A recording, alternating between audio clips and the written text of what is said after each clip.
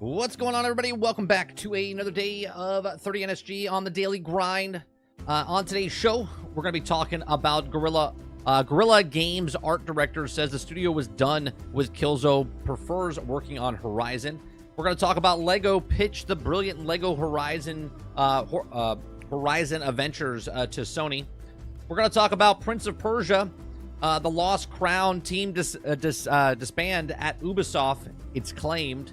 We're going to talk about Batman Arkham Shadow's review.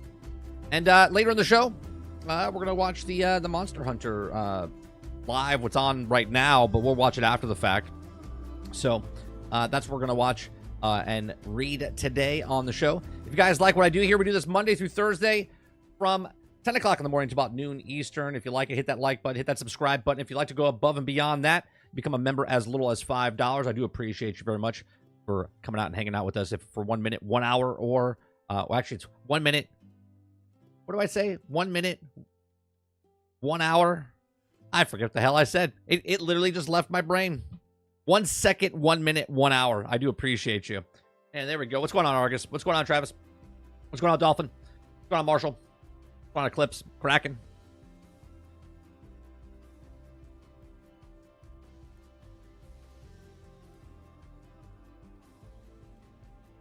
All right, let's, last night I played a bunch of demos, right? What's going on, Robert Jones?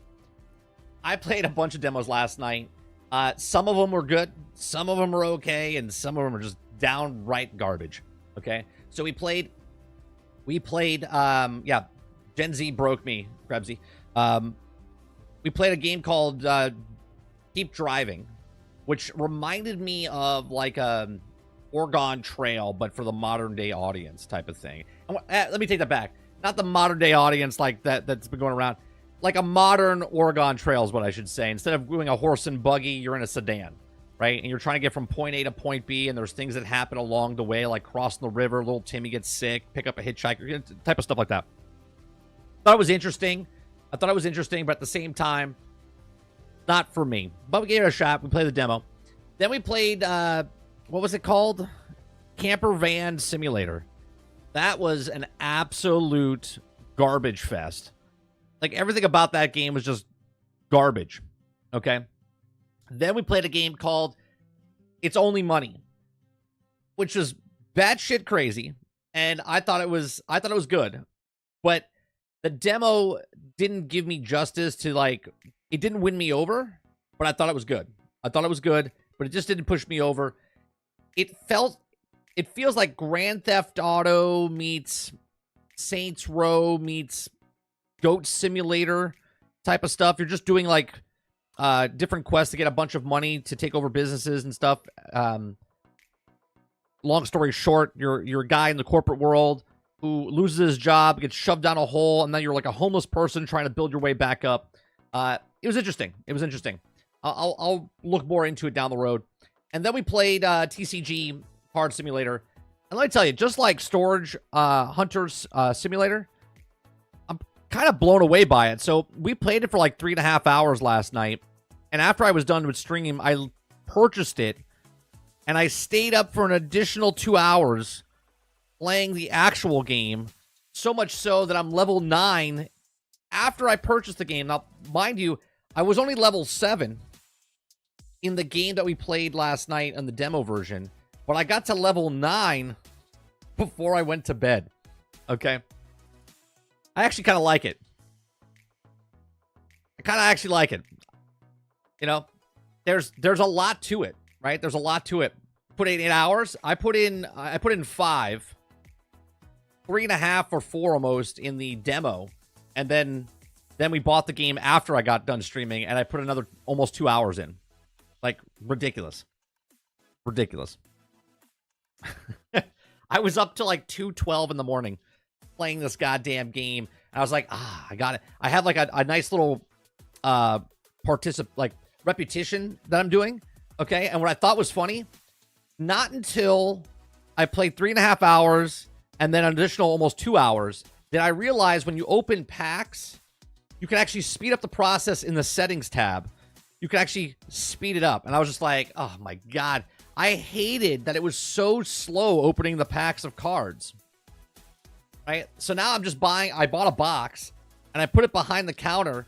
And when I'm bored waiting for customers, I just literally pick up the cards and I start purchasing more of them.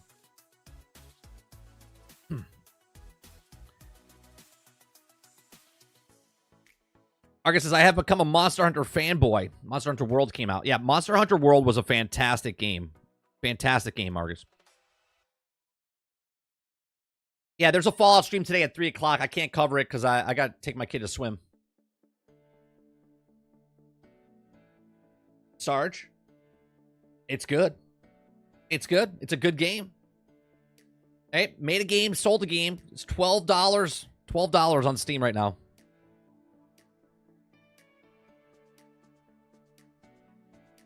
What? You could quickly put them in the shelf? Please tell me your secrets. How do you do that? How do you do that, Al Dente? That's how I'm doing it, one by one. How do I fill the shelves? You're talking about the cards, or you're talking about everything on the shelf? You could just throw it on the shelf. The cards, I go one by one, and I'm like, oh my God. The clip says, you got the bug, 30. The game is so damn fun. It's a good game. It really is. It's a good game. Jack says, have you ever played the Banishers of the New Eden demo? I have not. I saw the Banisher when it first came out. I said it looks like The Witcher, the Scottish version of The Witcher, right? Which wasn't a shot at it. It was like that's what it reminded me of. It reminded me of a Scottish Witcher. Argus says, I've been playing the Pokemon TCG Pocket Card Collecting and the card pack opening game that's not out in the U.S. just yet and having a lore. You can battle people and bots in it too. I think Krebsy just posted a story about that. I think Krebsy posted a story about that in Discord this morning. Okay, hold the box, then look at the shelf, and then you can place them quicker. Well, that's what I've been doing. I just hold the box and it goes. Is that what you're talking about? Or are you talking about it just takes the whole box and goes boop and then puts it on there? Is there not a baseball card mod too? Oh, see, that'd be interesting. I would do a baseball mod. No, what you were doing. Okay. Wait a minute. What were you doing? What were you doing? Were you taking each one out of the box and then just placing it on the shelf? Stop. Stop.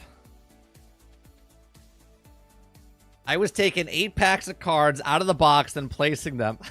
Oh, that's great. No. No. From the very start, I just held the box and I was just popping them up there.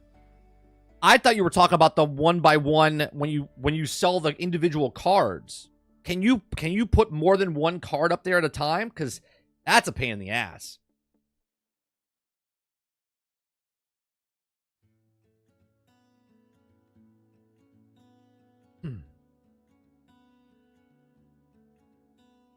I played Magic. Jones. I didn't play Pokemon. I played Magic. That's pretty fucking hilarious, though, that you put up one by one. El Dente says, I used to work in retail, guys. I just did what you used to do. Yeah, he was just holding the box and then doing this. He would grab a couple and then put them on the shelf. Only if you could do this in real life, El Dente. You just picked up a box, and you just chucked it at the shelf, and then it was there. That's funny. Krebsy says there's a Pokemon mod, the speed open mod, and also a multi-pack open mod. You don't need a speed open mod. It's literally in the settings. You can do, unless they make it even faster, but it's fast already in the settings.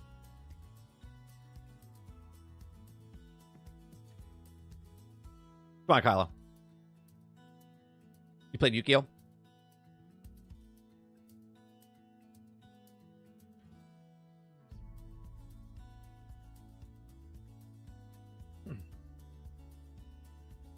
Come on, Roadkill.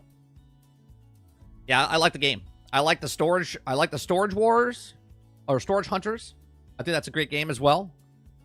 Great Not game of the year or anything like that. Just a fun game to play. Just a fun game to play. Fifth streamer in my group to get addicted.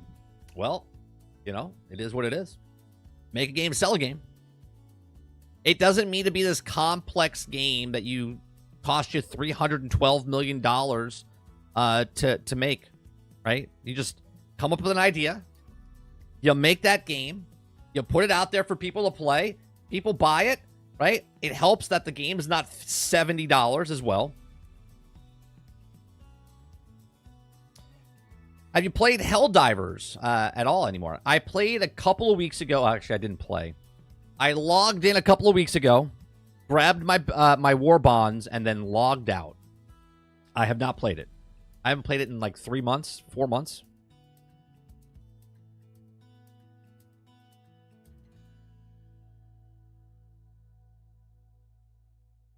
That's right, El Dente. Right? Not every game needs to be a AAA Game of the Year contender. Sometimes you just need fun, right? And you know what? I kind of like these smaller titles that I don't have to spend $70 or $120 or $130 or $18 a month, right? It's just $12. Play a game, right?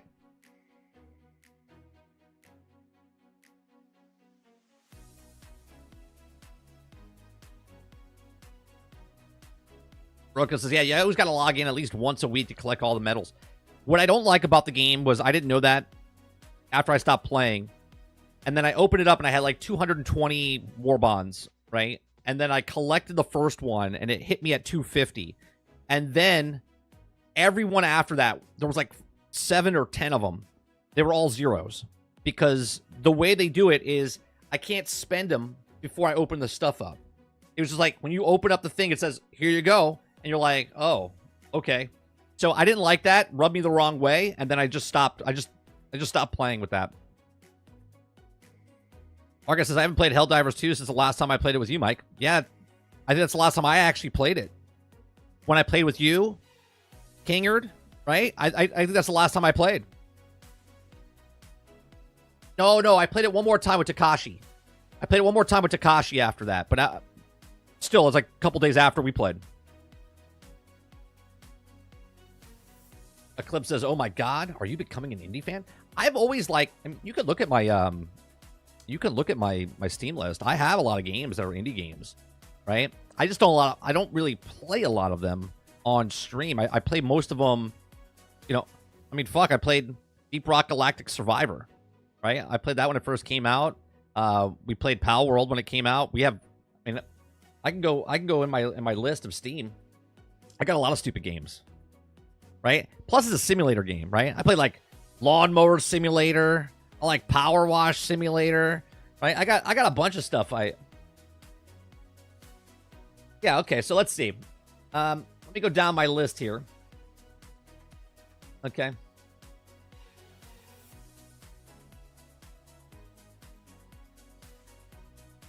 Let's bring it up.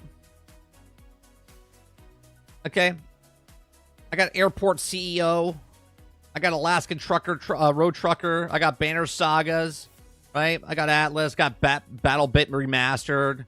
I got Cloud Punk, Creative Verse, Drawn Project, Darkest Dungeon, Dead Maze. Let's see, Dungeon Land, Dungeon Defenders, right? Like, I play a lot of stuff. Foxhole, Tycoon, Game Dev Tycoon. Right? I got Lord of the Rings Online over here. Got Naval Action. I got Project Zomboid. I got Real Farm Gold Edition. RC Plane 3. Bet you don't got RC Plane 3. Right? I got a bunch of different games on here that I play. I got Tabletop Simulator, Tap Heroes, Train Simulator, Trove. Right? I got games that I play. I just don't play them on stream.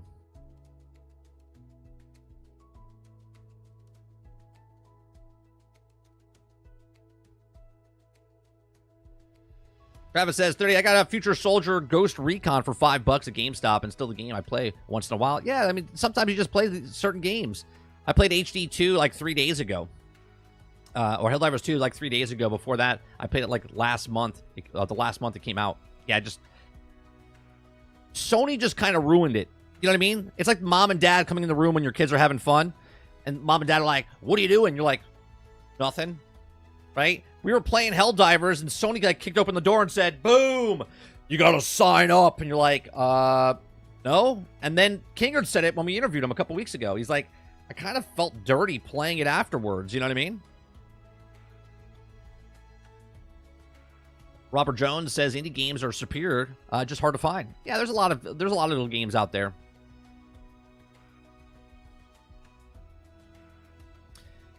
Travis says sometimes getting a game for cheap makes it a little bit more. You go into a good game than if you pay $60. Like if you just make a good game and then it becomes cheap, it sells a good game.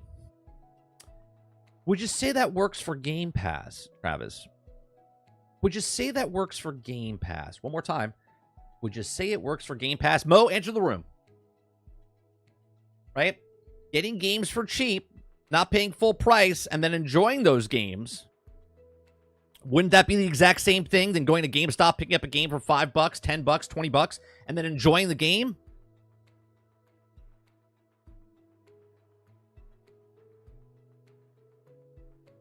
Dolphin says, I think I played with you and Kingard. Yes, you were the fourth. Yeah. That was a good time. We had a good time. What's going on, Haley?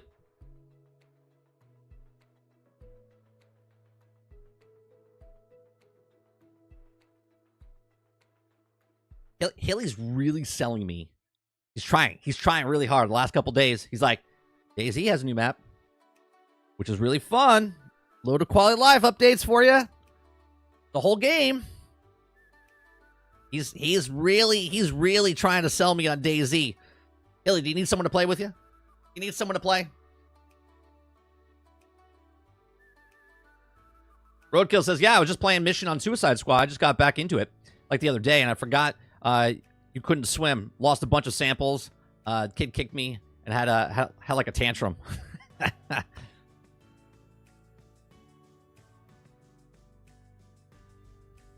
Does it work for Game Pass? Yes, but that's renting. Sure. So is a game that's digital. Not saying the example you gave. If I buy a game at GameStop, if it's digital or physical, and I still don't own it, it's the exact same thing. You're renting it, but just in a different way. Robert Jones says, trap card activated.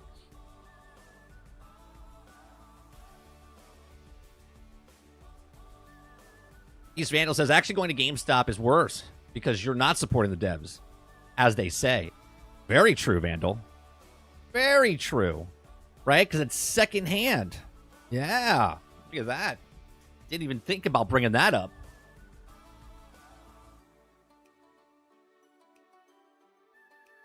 Travis says, fuck the devs. What you just said is one of the most insanely idiotic things I have ever heard. At no point in your rambling, incoherent response were you even close to anything that could be considered a rational thought. Everyone in this room is now dumber for having listened to it. I award you no points, and may God have mercy on your soul. Going on. Arga says, Helldivers is fun. Haven't played it since I played with Mike on stream, but I've heard that it also had a lot of trouble with balancing stuff in the game. Yeah, they had a huge problem. They like kicked you while you were down, nerfs into the whole of the game. They didn't know what they were doing, and then all of a sudden they stopped, and then they made it better.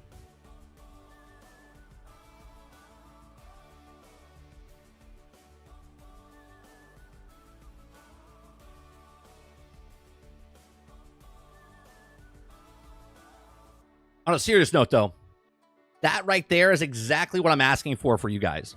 If you guys have good clips, okay, if it's someone says something, if someone gives something, if someone does something, if we read an article and something like ridiculous happens, I want clips like that I can toss to, right? I want to make the show like when you're listening to a morning show, on the radio, and they got sound effects and they do all these different things to make you laugh, to make you enjoy yourself, right? That's what I want to try to do. Let's go on DTM.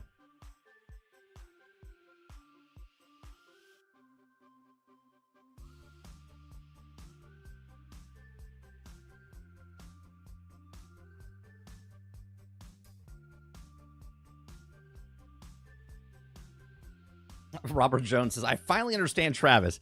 He doesn't have a filter to stop him from saying what he's thinking. Thought to myself, fuck the devs too, but that's the thing though, Jones. That's the thing, right? He just types it. He doesn't actually think.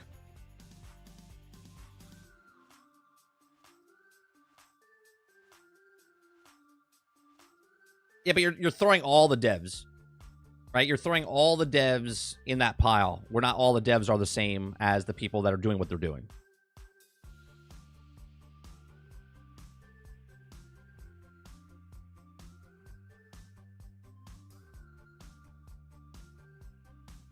Akuta Papa says, I DM'd you a video that really explains why Sony has fallen from grace for many people. All right, let me see.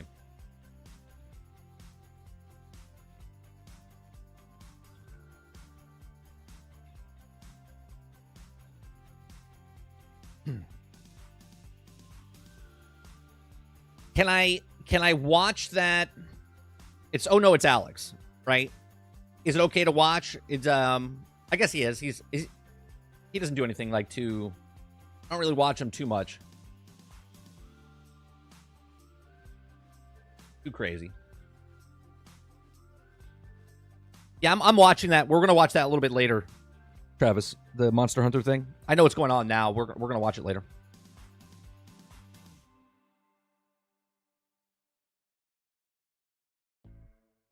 Super Dave 585 says, I like Twitch alerts. What up, 30? It's Super Dave. Let's go Black Ops 6 free on Game Pass. What's going on, Super Dave? You change your name like Madonna or Lady Gaga changes outfits. Yeah, we're gonna play Call of Duty on Friday. I don't know what's gonna happen yet because Friday I have to take my kid to the dentist. He's off from school, so I gotta take him to the dentist. So I don't know. It's at like 10:30 in the morning. So if I do go live, it'll probably be a little later in the morning, early afternoon.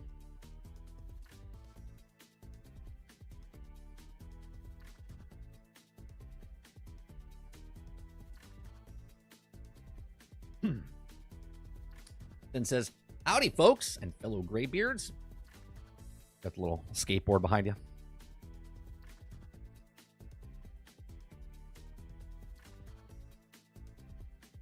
It only gets crazy in the live stuff. The videos are good? Okay.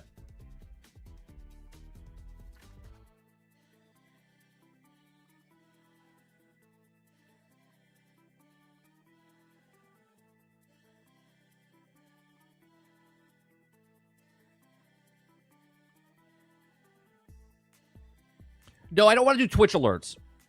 I have that. When people do alerts, they have that. That's not what I'm looking for. That's not what I'm looking for, Super Dave. I'm looking for interaction things. Like if I had a soundboard in front of me and I was a DJ, right? Someone does something, you hit a sound and it plays, or a clip or something, right? That's what I want, right? Like here, you just came in, stuff like this. I'm not going to play the whole clip, but what you just said is one of the most insanely idiotic things I have ever heard. At no point in stuff like that, right? Like stuff like that I can just throw in, just boom, boom, boom, when it fits the mood, whatever it is.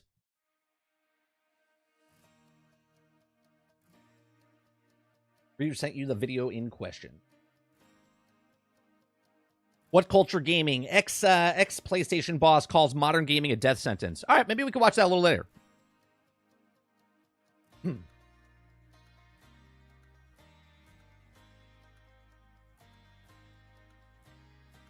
Open beta test period for Monster Hunter comes October 31st.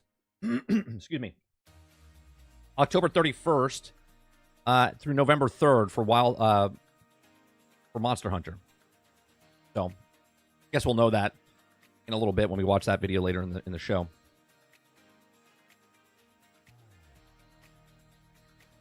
StreamYard has features like that. Yeah, we use StreamYards, but StreamYards is we're using Streamlabs right now. StreamYards has stuff, but the audio is kind of messed up. The video kind of gets messed up. I'm not really happy with it. I paid for it for a month. I think it just renewed again. So I use it for like interview stuff, but I'm not really happy with it for doing like the morning show and stuff like this.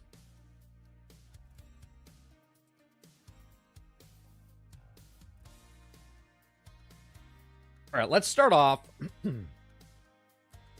Let's start off with the first story.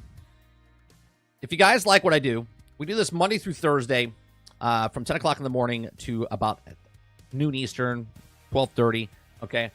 We go over news stories. I give you my thoughts and opinions on the news story. I haven't watched a video. I haven't read this article ahead of time. I put news stories in the Discord. You guys put stuff in the Discord. I read the title. I'm like, hey, you know what? I'll talk about that. And that's basically it. So I know nothing about the actual article. So I give you my thoughts and opinions on the article itself, okay, with no outside sources. If you guys like it, hit that like button, hit that subscribe button. If you'd like to go above and beyond that, become a member as little as $5. You get emotes. You can join our Discord and have other things unlocked. You get a little bit of other perks. And I also look at members' chat. I prioritize them to bring them up and communicate with the members over everybody else. But at the same time, I'm still going to talk to everybody. All right? Just, I'm straight up. That's what we're doing. All right? So, Guerrilla Art Director says the studio has done with the Killzone, prefers working on Horizon. As a studio, we needed to refresh the palette. Off of this alone, I can totally get this, right? First of all, game devs are artists, okay? Just like musicians, okay? I am a musician. I used to play saxophone. I used to play trumpet, or I was a musician anyway, okay? And when I used to play music, it was fun learning new music, right? One of my favorite things was reading new sheet music and then learning how to play it and then playing it. But then once we were in concert season, it was old because we were doing the exact same thing. You would spend all fucking class or all day just practicing a couple of measures for the baritones or for the clarinets or the flutes. And you just wanted to play the song. You were done playing the song. You just wanted to move on to the next song. Same with movies. When I worked in the movie industry, it's nice working on a TV show. It's nice working on a movie, but it's nice also to leave that behind and go on to the next project. Game devs, when they're working on the same exact thing over and over and over, okay, when they're working on Destiny for 10 years, when they're working on God of War for 15 years, when they're working on any game for a long period of time, they're like, you know what, man? I need a change. So they either leave the studio to go somewhere else, or the studio itself is like, we're done with this. We're moving on. Baldur's Gate 3, Larian Studios says, we're done with Baldur's Gate. We're going to move on to something else, okay? And that's really what artists want to do. They don't want to stick with one thing. Because the company said they moved on because they needed to refresh the palette, okay? So Guerrilla Games' decision to start working on Horizon Zero Dawn series was a deliberate choice to move away from Killzone series, its art directors say. In an interview with the Washington Post, the art director, Roy Postman, who was also Guerrilla's for 24 years, says the following release of Killzone Shadows Fall of the PlayStation 4, the studio decided it no longer wanted to work on the Killzone series. Now, a lot of people are like, why didn't they bring Killzone? Why don't they do Killzone? Why don't they bring Killzone? Well, the people that own this thing are like, we don't really want to work on Killzone. Now, does this mean Killzone's done and dead? No, just a couple of weeks ago or months ago, Hiroki Totoki said that they didn't have enough IPs and they needed more IPs. Well, they have IPs they can do. And Guerrilla Games doesn't have to work on it. They can take that IP and give it to somebody else, and they can make something happen with it, right? So instead of that, they opt out to start working on a new series with the more colorful environments, and as opposed to gritter gray worlds of Killzone, okay? He says, quote, we were done with this team, Postman explained. As a studio, we needed to refresh the palette. It was by choice the opposite of Killzone, okay? Postman also suggested that the more diverse nature of Horizon games means appeals to a wider audience, okay? Now, obviously, we know this is done very well for Horizon. We have another story about Horizon in a little bit, okay? But the Horizon games did very well for PlayStation, did very well for a mass market, sold millions and millions of copies, tens of millions of copies. They're doing series, they're doing an MMO, they're doing a television series, multiple sequels, right? There's a lot of stuff going on. They have a Lego game coming out. Okay. So it says, I think the themes, also the story of the characters, represent the relatability for all ages and people. Like having a found family of friends and finding your place in the world, he said. Elsewhere in the article, LEGO's product lead brand games, Kate Bryant, explained how the upcoming LEGO Horizon game will help the series to expand the series, even reach wider, particularly to younger players. That's what I said when they first announced it. I said this is actually a really smart move for them to take this brand and start pushing it towards younger kids, okay, with the LEGO series, because my son will probably play it. He's not going to play LEGO Horizon Zero Dawn anytime soon, okay, as a 10-year-old. He might play it in like 11, 12, 13, 14 down the road, but it'll be an older game by then, right? But he would play the LEGO's Adventures and then see that character and go, oh, that's the character from that game. Let me go check out this game down the road when they do a remaster or remake or whatever, okay? So that's, we'll have an article about that as well. It says it also respun in a LEGO lens in a way that also just as much heart, but it's also a bit stellar, more accessible, and it also could be something that a 10-year-old can experience, she said. See? Perfect. It's exactly right. I'm not going to let my kid play Horizon Zero Dawn at 10, but I'll let him play the LEGO game, and then it'll introduce him to the character, right? Not only is it appropriate as it's not too spooky or violent, Aloy can also speak to the wide audience because she has the strength of a character that can also resonate with a younger audience. So the co-developer of Guerrilla and Studio Gobo, LEGO Horizon Adventures, will be released later this in November, on November 14th. So I don't think this in any way, shape, or form, this art director that's been there for 24 years is saying that Killzone is done and they're never working on Killzone again. What I think, it just means that they moved on from Killzone because they wanted to make a separate entity, something else to, you know, as they said, cleanse the palate, because they were just working on Killzone all the time. Well, now it's the opposite. Now they're working on nothing but Horizon games, right? Between 1 and 2, and they're making a third, and they're making an MMO, and they're doing a bunch of stuff. Now I think they're in the realm of, are they going to kind of oversaturate the Horizon IP, the brand, with coming out with too many things at the same time instead of spacing them out? I don't know. We'll see what happens as the television series happens, the MMO series happens, and whatnot, the remakes that happen, the VR that happens, or the VR is already out, isn't it? I think the Mountain one is already out. But overall, just game devs in general don't want to keep working on the exact same thing for so many years. They want to kind of broaden their range of what they could do and not get burnt out by making the exact same thing. But there's my thoughts. Let me know yours in the comment section down below. What do you think about Killzone? Do you think Killzone's done? Or do you think they're just putting it on the back burner, and they're working on it right now? They could be working on it right now in the back, behind the scenes, especially with Hiroki Totoki talking about they need more IPs. They have IPs, they just haven't done anything with them in a couple years. But Killzone didn't sell very well when it was out. So let me know your thoughts in the comments. Let me know your thoughts in the live chat. If you like what I do, hit that like button, hit that subscribe button. If you'd like to go above and beyond, become a member as little as $5. I appreciate you, and I'll see you guys in the next one.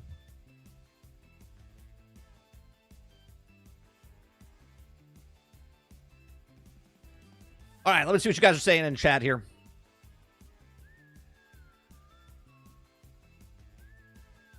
Arca says, Mike, I'll play with you on Black Ops. I'm going to play the campaign. Is it co-op? We're playing just the campaign. I probably won't play the PvP that night. We'll probably just play through the campaign. I haven't played a Call of Duty campaign in 14 years. 13 years.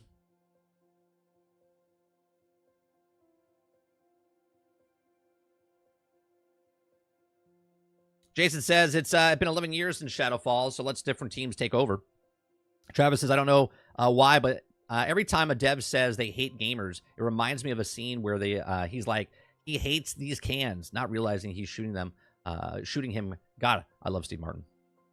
Kraken says, just give the IP to another studio. Well, I don't think it's just as easy as finding another studio to take over the IP. Right? Like, the last game didn't sell well. I think it sold less than 2 million copies, if I'm not mistaken, right? Like, you have to find someone that wants to do it. Don't just take the IP and shove it to somebody, because then you get 343 making Halo type of stuff. You know what I mean? Where they weren't passionate about the game. They were just doing something and chasing the trend of someone else that's already done it. You know what I mean?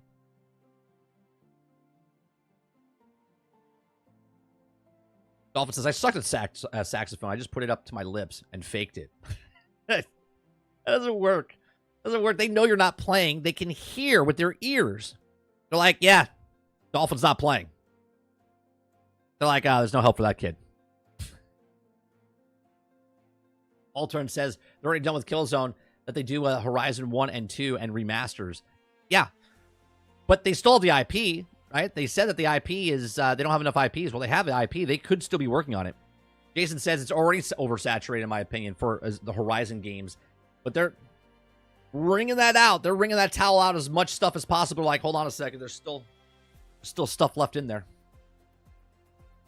Krabby says these days the shooter genre is hard genre to break into with a new and rebooted game if you want that game to survive long term without multiple entry points. Yeah, no, I agree. We've talked about this in the past because I've actually talked about Killzone. What was the other game we talked about? I said bring those back out. Would they work now? Probably not, because it's oversaturated in that market as well. They're trying to grab kids at Nintendo and bring them to PlayStation. No, I don't think that's it, though. I don't think that's it. You're not wrong. I don't think that's the main reason. But I do believe that... I believe the original reason is make more money in the short term. In the long term, I see what you're saying, right? Just like I said, my 10-year-old's not going to play that now, but down the road, he'll be like, oh, that's the Lego game I play. That's the character in Lego. I'm going to pick it up on PlayStation and play that game. So you are right, but I think the short term is that PlayStation's just looking to make more money now. And this is why they're outsourcing their IPs and whatnot, right? Because if this sells well, if we'll talk about that in a second, the Lego Horizon game sells well, there'll be a God of War game. There'll be other IPs that go with Lego. Right? Worked for Star Wars. Why wouldn't it work for other IPs?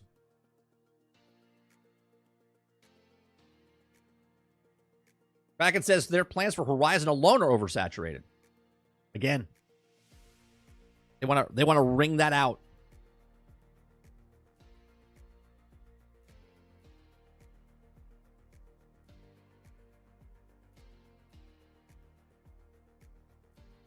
Killzone is dead for a reason. Yeah, it didn't sell very well, Ron. It didn't sell. We can look that up. Let me look up what the last one sold. What was the last one? Killzone. What was the last Killzone that came out? Shadowfall?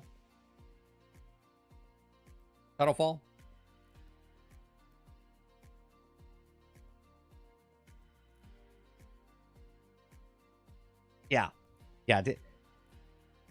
Killzone sold 2.1 million. They ain't moving. There's no player base there. They want mass market, broader audience. I'm not saying Killzone's dead. I don't think they're going to throw it away, but at the same time, they either got to do something else with Killzone in the franchise or, just keep it on the back burner for a bit more. When the saturation point stops for the PvP stuff, and then it gets down the line, and they're like, oh yeah, here comes Killzone.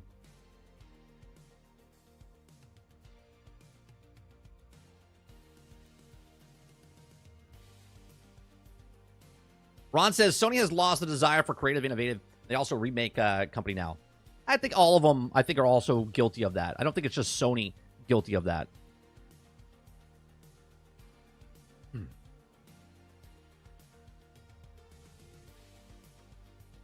Dolphin says, no, there were other kids in the class. I only got caught when I had... No, Dolphin. I literally taught music. I can tell if you're playing or not. You putting the mouthpiece up to your mouth and not moving your fingers correctly, I can tell if you're playing or not. Right? One, besides the sound not coming out of your saxophone.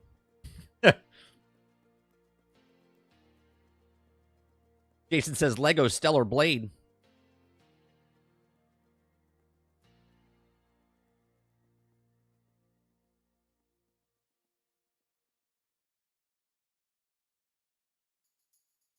They released 4 Killzone games during the PlayStation 3 era, so it's definitely got oversaturated. But now, I feel like it's the time to bring it back. I don't think so. I think there's a bad time to bring it back now, especially now. There's just too many PvP games now. I don't think it sold 2.1 million back then. I don't think it's selling much more than that now. If not, unless they come out with like a free-to-play Killzone. I don't think it's going to sell very well. Here, let's look at the...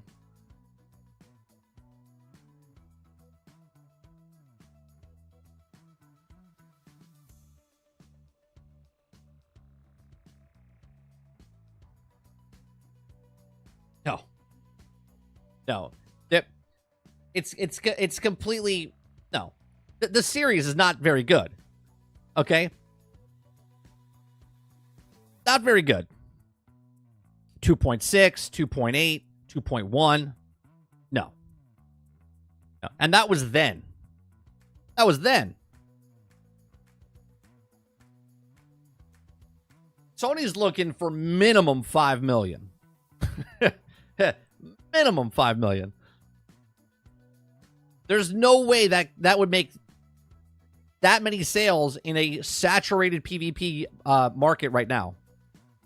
No way. They would have to completely change the structural landscape of Killzone to stand out in this day.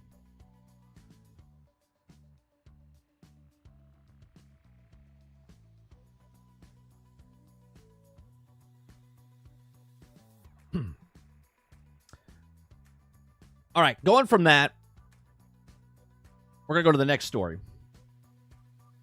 Okay. The next story, again, if you guys like what I do here, hit that like button. Helps us out, okay? If you haven't hit that like button yet, what are you waiting for, right?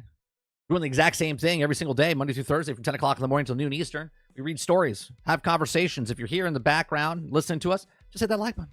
Helps me out, grows the channel, helps make the content better for you, okay? So Lego pitched a brilliant Lego Horizon Adventure to Sony, okay? Here's the thing I love about what everyone always does for Sony, okay? Everyone thinks that Sony, the leader of the industry, by the way, this is not my words. This is not my words, okay? This is the words of Sony fanboys out there, okay? Sony's the greatest. Sony's the best. They're the leader of everything. But yet Sony bows down to MLB and says, you need to put your game over on this thing. Sony bows down and says, well, we have to move it over to PC, okay? Sony bows down to Lego when they say, hey, we want to pick your Lego. We're going to put it on Nintendo Switch. It's never Sony's decision. It's always everyone else's decision to tell Sony what to do, the leader in the market on what to do. And I find this laughable, okay? Because Sony, okay, I don't look at it this way. Sony wants to do these things because Sony wants to make money. Sony wanted to make more money. They're like, yeah, we did the MLB The Show thing. We paid a lot of money for it, okay? It's not making as much money as we wanted to, but now we're making more money, right? They're making more money because now it's on Game Pass, and now they get a percentage of that, and MLB gets more money from that. MLB's happy. Sony's happy. Xbox is happy. Everyone's happy because now everyone can play MLB The Show, right? PC players, the 2 million, the 3 million, the 5 million, whatever, buy the PC games of the versions of the Sony games on PC. They're now happy. Sony's happy because they're making money as well. Hence why Sony's making live service games go to PC day and date.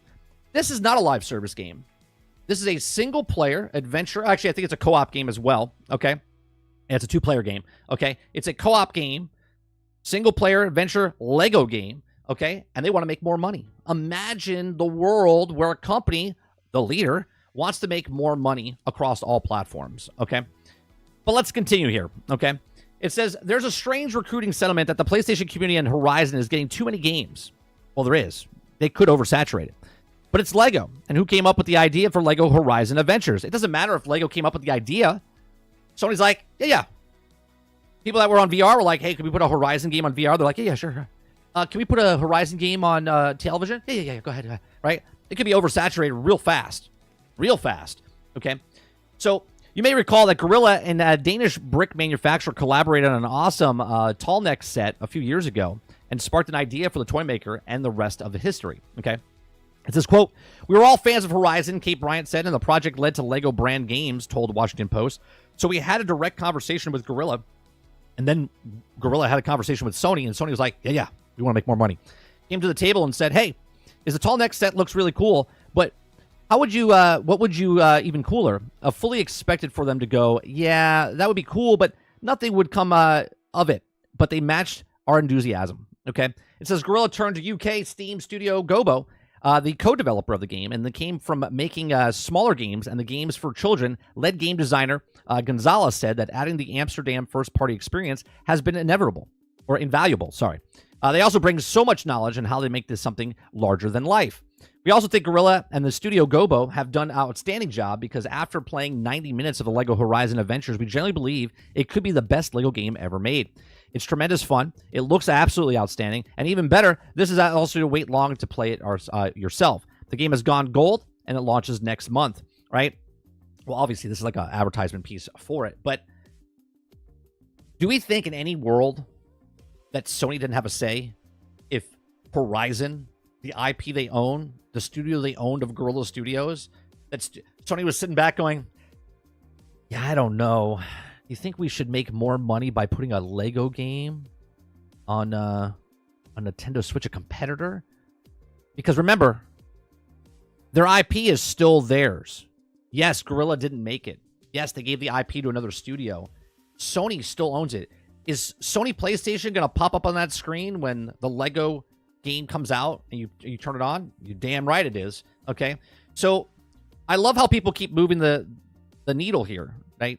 Well, they're never coming to PC day and date, right? They're never going to go third party.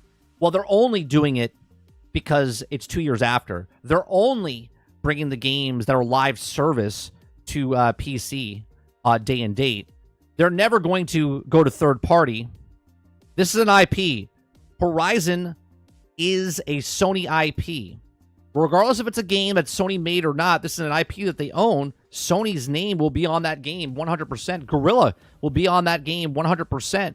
And Gobo, who created the game, will be there 100% because they made the game. But you better believe that Guerrilla and Sony will be on there because they own that IP and they want to make more money. And that's how business works, folks. That's how business works. Okay? I always tell you how it is. I am not an Xbox fanboy. I am not a Sony fanboy. I'm not a Nintendo fanboy. I'm not a PC fanboy. I look at business as business, okay? And these companies will make the decisions that they need to make more money in the industry, and that's just the way it is. It has nothing to do with your feely-feels, okay? And if Sony thinks that this is good, no. Sony wants to make more money. Xbox wants to make more money. This is their IP. They're going to make more money. I think this is going to be a fantastic game. I think most Lego games, besides one of the Harry Potters, not the best, right? And then also, what was the other one that the DC one? I forget what it was. Villains, right? And one of the Batman games. All the rest are pretty good. Pirates of the Caribbean, Indiana Jones, Star Wars Legos, all of these, right? Lord of the Rings was even good. The Hobbit, right? All of these games are fantastic in Lego. Lego makes fantastic games. Now, obviously, these are not the same creators that made those games, but you take a game and you put it into Lego format, and people are just like, oh, this is so good. This is so great. Fuck, Fortnite made a whole level about it, right? Did Fortnite force Lego to put their Legos into Fortnite? Probably not. Epic was like, yeah, we'll team up. $2.1 billion you're gonna pay us? Yeah, that's fantastic, right? And everyone's making more money. Lego's making more money. They have Lego Fortnite sets out there now because Lego is just smart business decision. But these are just my thoughts. Let me know your thoughts in the comments section down below. What do you think? Right? Are we going to throw this out the water? Throw this out now that Sony doesn't want to make more money? Right? Let me know your thoughts in the comments. Let me know your thoughts in the live chat. Please make sure you hit that like button, hit that subscribe button. If you'd like to go above and beyond that, become a member as little as $5. And I'll see you on the next one. Thanks for watching.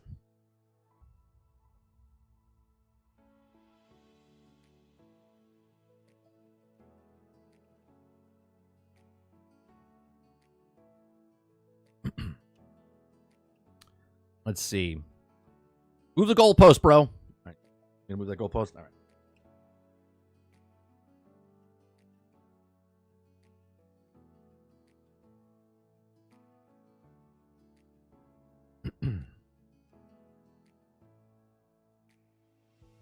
At least Mo is honest about being an Xbot?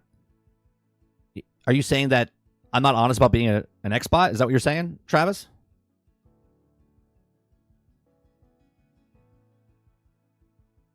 Although it says 8 minutes first screen loading, full of advertisement before launching the game. Yeah. Ron Slusher says, why did Stellar Blade only sell 1 million copies? One, you have just one audience that can play the game. You know what I mean? Quintard says, can't forget that Lego makes money as well. That's right. You know why? Because Lego likes money. Yeah, they all love money, which is not a bad thing, right? I'm not saying making money is a bad thing. I just think it's funny that the narrative of people that say that this is they're doing it because they're doing it because they want to make money. That's what I wanted to say. I couldn't remember the thing.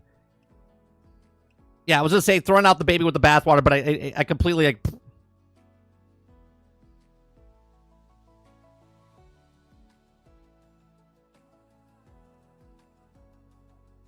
I want to get a clip of just people moving that goalpost. You know what I mean? That's what I gotta find. Vando says this is the second PlayStation game to go day and date on a competing platform, but Xbox the trouble for doing it the same. Odd how that works. Yeah, it's just weird, Vandal, how people don't look down the middle of the road, right? Right? They only look to the left or they only look to the right. They don't go like this and look back and forth and go, hey, they're doing the exact same thing that these guys are doing. This side is bad. This side is good, right? It's so weird. It's so weird, right? One side is saying, and again, I know it's the minority of the group of people on the internet, okay? But one group is saying that Xbox it's going third party, and then when they're third party, they're like, well, no, it's an MLB made them do this. Well, no, that's just live service that's doing that. Oh no, this is a Lego game. It's always some other thing. It's like, dude, just look at the picture. Just admit to yourself that all companies, even Nintendo's putting their stuff on mobile phones, okay? They're putting on mobile stuff, okay? Everyone's doing everything. Nintendo's not putting their games yet on other platforms yet. But we'll see, right? We'll see.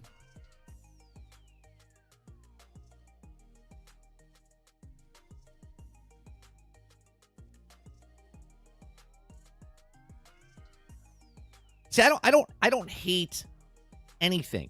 But Brain brings up a great point here, okay?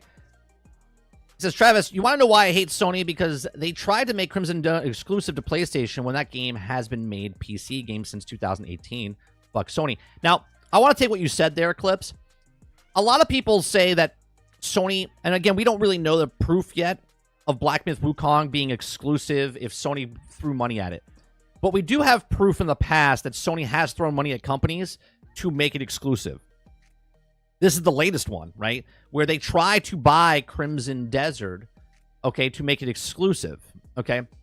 So it's not far-fetched to go, yeah, they probably made and gave money to Black Myth Wukong Game Science to put it on the PlayStation before. Do you know what I mean? We know it's not a first-party title. They've come out, Xbox, and said we can't comment on other people's things and whatnot. Do you know what I mean? They say it was for porting issues or whatnot.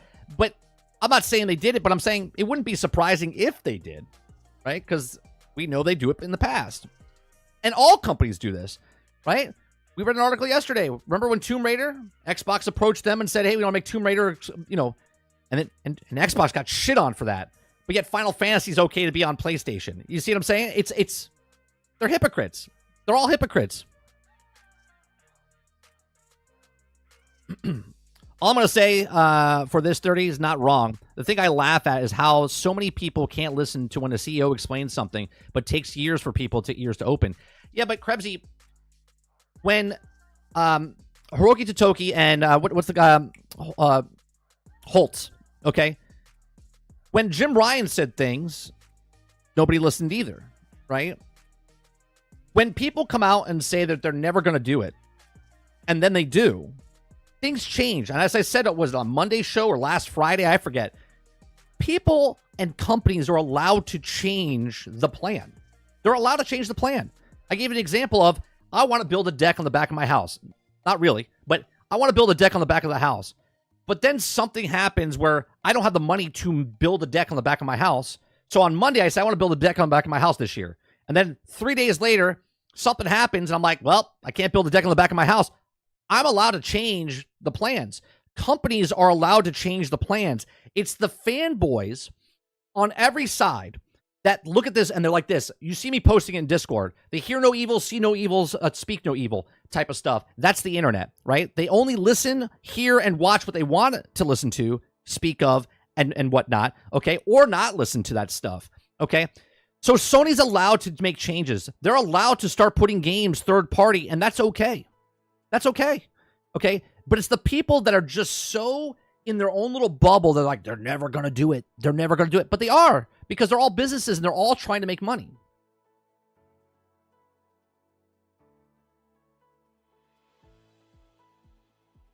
Roadkill says that's Sony's job, bringing exclusive games to their console. If you're mad at them for that, then you're not smart. Right. But why is it bad for, or why is it good for them but bad for Xbox if they try that? Can you answer that to me, Roadkill? Why is it that everyone hates when Xbox puts a game exclusively on Xbox, but it's also on PC day and date? It's on 2 platforms day and date. And that's bad. Right? But when Sony does it, it's applauded. Robert Jones says, does mobile and PC count as third party? If so, Nintendo has made PC games in the past and currently does mobile. Yes, it does. It does in the actual world. I don't know if it counts for people deciding if it counts or not.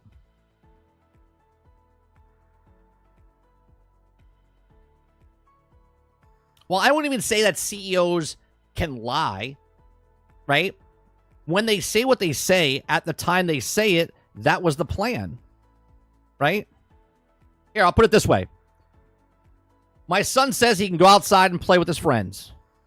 But then his boss comes over to him and says, you got to clean your room. Then my son says, I can't play with you. Right? Is my son a liar? Sure. But someone higher up his pay grade told him to go do something that he's supposed to do before he can go out and play.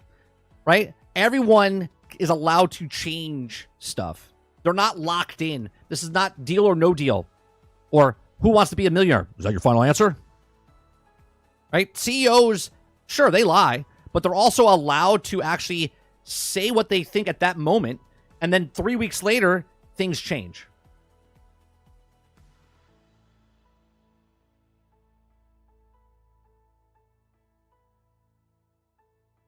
Roadkill says that's their job because Xbox dropped out of the exclusivity race. Doesn't mean PlayStation has to. But they didn't drop out of the exclusivity race. Xbox and PlayStation, or I'm sorry, Xbox and PC, Halo's been on PC for 2 decades. They've been a third-party publisher for 2 decades.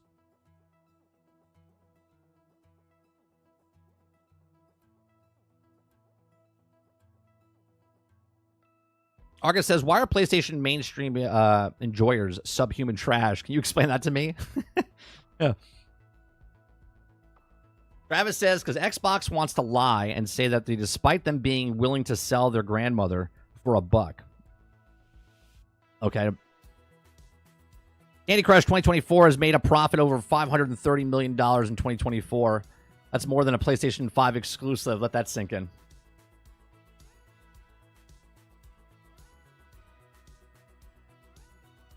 Roadkill says, PlayStation will always do exclusivity for the time or what not Xbox choose not to because they don't have a console. That's not why they do that. They just don't... Xbox is not doing it because they don't have a console. They don't want to do it because they don't want to lock people in, right? You understand that PlayStation was trying to get Starfield to be exclusive for PlayStation. So Xbox supposedly bought it and then put it on multiple platforms, right? If PlayStation had it, it would only be on PlayStation. But if Xbox bought it, it's on Xbox and PC, and it might be on PlayStation.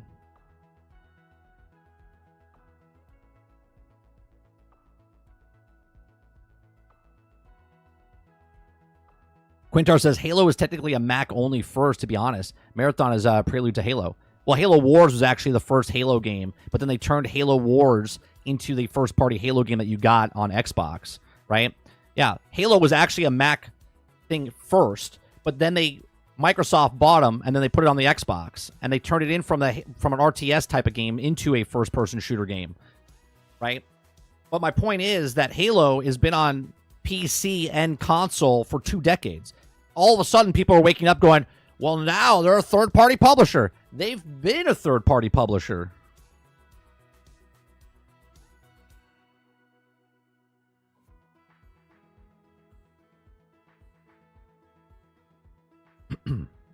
The only thing Xbox and Microsoft does is buy shit, destroy shit, and put it on Game Pass, and eventually it will destroy gaming.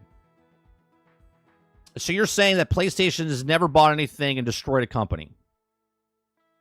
Where's Little Big Planet? Where's the developer that made Little Big Planet?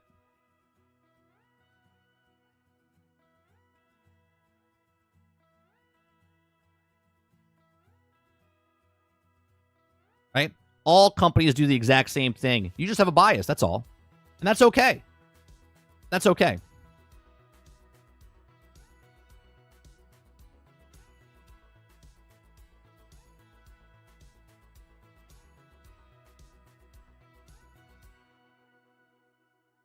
Oh, Ubisoft doing the exact same thing. Destroying studios. Right? Game was highly praised. Highly praised. Didn't sell well. Thanks for coming. What have you done for me lately? Right?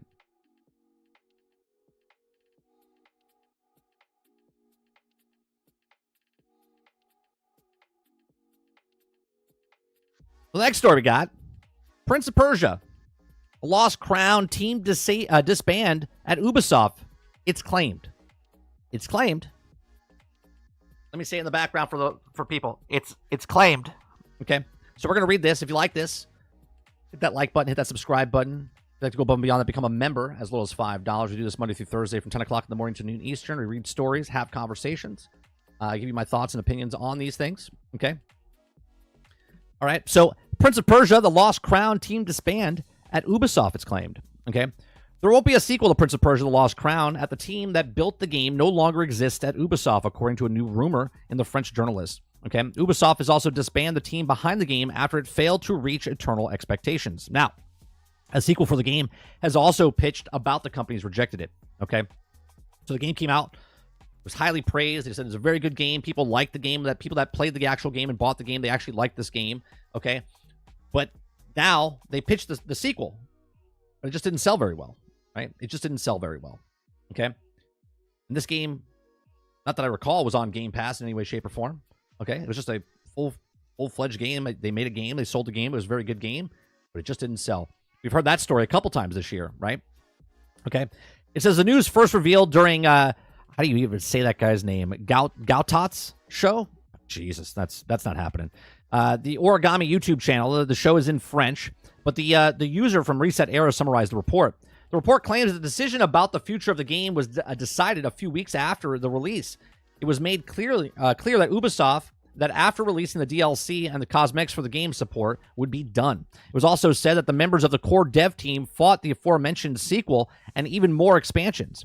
Okay. Lastly, it said that Ubisoft didn't want another game because those higher-ups in the company, because it could cannibalize the potential long-term sales of the first title.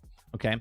So think about the logic there for the CEOs, or I shouldn't say the suits, right? They're like, no, we don't want you to make DLCs and sequels, because if you make a sequel, it could cannibalize the first one. But if the game is good, and we make a second good game, then people could go back and buy the first one. Could they not? Okay. So the Insider Gamer has reached out to multiple sources legitimate of the rumor. Should any news information come into the article, will be updated accordingly. Until then, please take this information with a grain of salt. So what do you think? Ubisoft disbanding the team behind Prince of Persia, right? It wouldn't surprise me, right, if this actually is, realistically, okay? It wouldn't surprise me, because look what happened to Hi-Fi Rush Studio, okay? Right? They did a great, almost along the same type of popularity, right? Highly praised game. Hi-Fi Rush won awards, and yet it got shut down. Studio closed down, sold off to another person, right? Prince of Persia came out. People loved it. It got put in a grand light of, this is a great game. People love the game. And now here we are in October, and we're like, yeah, they probably got disbanded. It's like, what's happening, right? People keep saying that people are, not buying games on Xbox, and people are not buying games on PlayStation. Well, I guess it's true. I guess they weren't buying games on Xbox, and they're not buying games on PlayStation. All around, people are not buying games, right? But what we don't know in this equation is, how many games did they want to sell? What was their expectation? What was the budget? We don't know these things, okay? So you could come out and tell me that Prince of Persia was the #1 selling game that month over another game that was very popular. But that means absolutely nothing if we don't know the actual numbers to these things, right? Same thing that goes with the Final Fantasy game that came out, okay? Everyone's like, oh, it's an amazing game. We find out it only sold like 3.1 million copies, right? We find out that these games don't sell as much as everyone thinks they sell, okay? Sure, there's the outliers out there, like the Black Myth Wukongs, the Pal Worlds, the Helldivers, all right? We have games like that, but there's a lot of games that they're #1 that week or that month, but then you hear months down the road that it's not selling very well. You guys told me that the PlayStation Portal was selling like hotcakes. And then we hear that they didn't even break 700,000 units in the United States. Okay? And then someone will move the goalpost, okay, saying, well, it sold well overseas. Okay? Astrobot was shown that it sold more than Madden that month. Well, Madden came out the month before, and everyone buys Madden ahead of time. So the next month that it comes out, now you're comparing it to, well, it beat Madden. Okay. How many did they sell? We don't know. So everyone just looks at that list and says, well, Astrobot was the second best-selling game of the month. Okay, well, Final Fantasy was the #1 selling game that month when it came out. And it didn't sell enough, right? So these numbers that people like to prop up to make themselves look better means absolutely garbage. When you tell me it's #1 in the #1 of the box office, nothing came out this week, right? Nothing came out this week. So that movie at #1 at the box office doesn't mean shit unless you know the sales. When it's #1 at the box office, you have $25 million and you made $400 million budget, and it's not very good. Okay? But again, what do you think about Prince of Persia? Do you think the company is disbanding it? I don't think so. But at the same time, if anything, if I was the company of Ubisoft, I would just move the developers that were going to make the next Prince of Persia game over to something else instead of like firing them out and destroying the company. But those are just my thoughts. Let me know yours in the comments section down below. Please make sure you share, like, subscribe, and if you like what I do here, check out some of our other videos. Thanks for watching.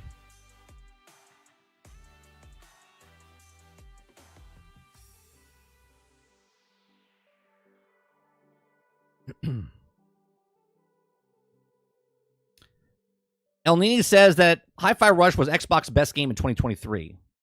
Are you saying that that's your opinion? Because we know that's not true. Jason said, I lost all faith in Xbox after the Xbox reveal in 2013 and haven't gone back since. Since that time, I haven't released a good exclusive to bring me back.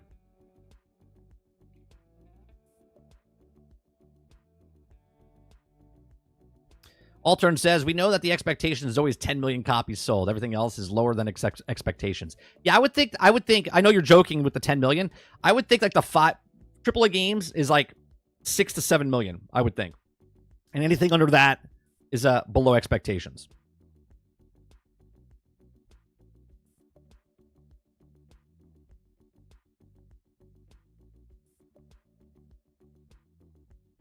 Travis says, depends if Lost Crown wins an award, it's doomed, no question.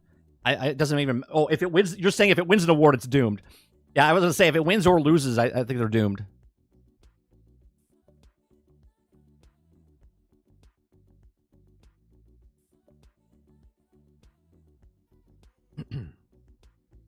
I just think it's funny that... Because I don't look at any of this stuff. Like, you tell me something's #1 at the box office, or the #1 selling book, or this is the best-selling game this week.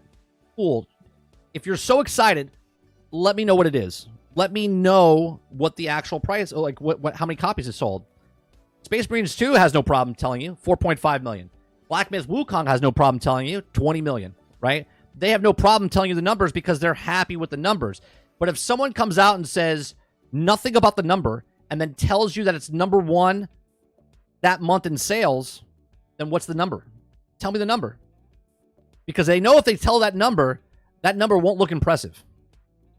But man, does it sound good when they're #2 at the box office, or #1 at the box office, or #2 in top 5 selling games of the month. That sounds a lot better than, well, we sold 5,000 copies. We sold 1.2 million copies. Right? Then when it comes out down the road that these games, what they sell, you're like, that's what they sold? I thought it was #1 in that month. I thought it was #1 in the box office. I thought it was a #1 selling book. And then you hear what it sells, and you're like, what happened?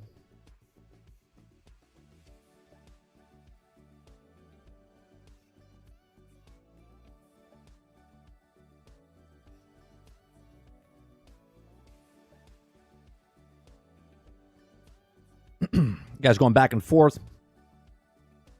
Krebsy says, 30, why are we asking if they move Prince of Persia's team? You shared an article titled Rayman Remake Development Bolsters by former Prince of Persia devs. Yeah, they moved it over. I said I read article, like the titles of the article, right? So I do believe that they moved them over. I don't think they disbanded the complete studio, right? But again, this article that we read said, it's not confirmed.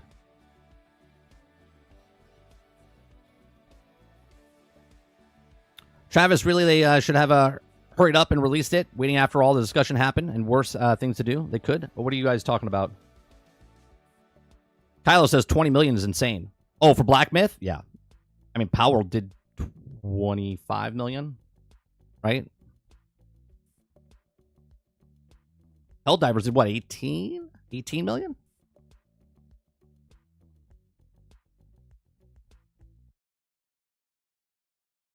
Are we talking about AC Shadows? I posted something in Discord. I don't know. Let me find it.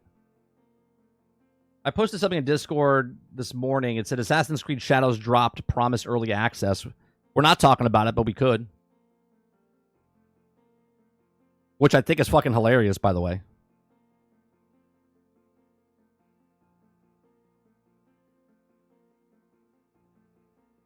Black Myth was $60 on PC, yeah. 25 million, but then got sued. But they're also coming on mobile, Sarge.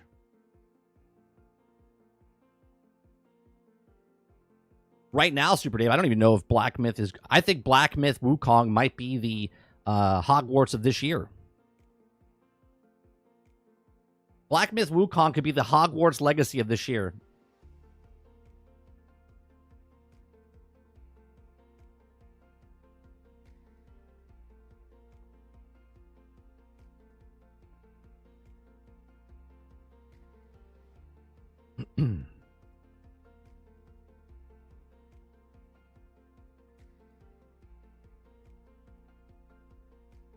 Everybody says, dropping early access, game is shit. Early access will hurt sales. Is that what the article's about?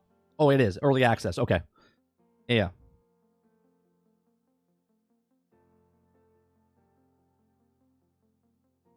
Black Myth will be robbed game of the year. I don't know if it... I mean, each their own, right? Again, what do they vote the games on? Right? This is why I don't really think any video game awards, even side scrollers, they're coming out with the real video game awards. All video game awards is just, it's someone's opinion. Now it's a group of people's opinions on what game is the best, right? If you like a game, that's why I think if your game gets nominated for Game of the Year, then congratulations, you made it. You're one of the best games to make it. The winner of those things is all down to like a popularity contest, who's covering what, who pays what, you know what I mean?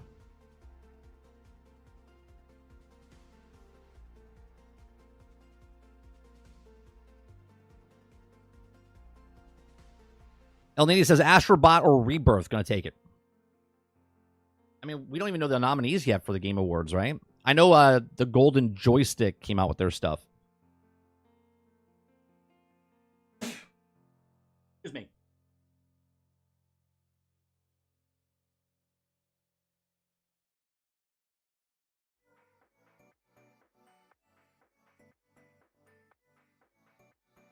I don't like calling people sheep, but if you're hanging all your faith on the Game Awards, yeah, I watch it for entertainment purposes and to cover it, well, which we will be covering it this year, like we do every year.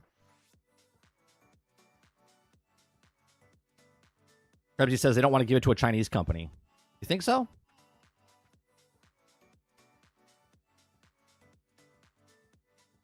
Yeah, side scrollers. It's not called the Side Scrollers Awards. It's side scrollers making an award show called the Real Game Awards, I believe is what they're calling it.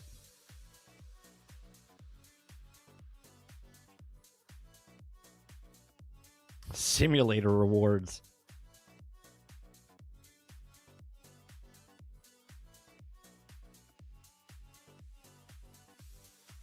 Yeah, it's called the Real Video Game Awards is what it is. I think it's I think you have to I don't know much about it, so I'm not going to say, but I think it's voted on by the people. which then just is a popularity contest, not based on like the technical aspects of what the game is. You know what I mean?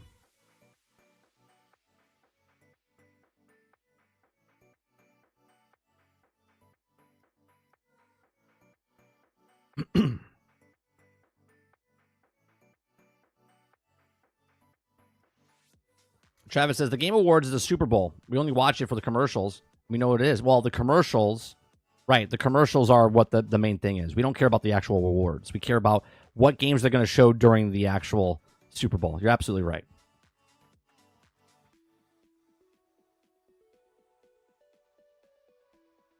All right, let's go to the next story.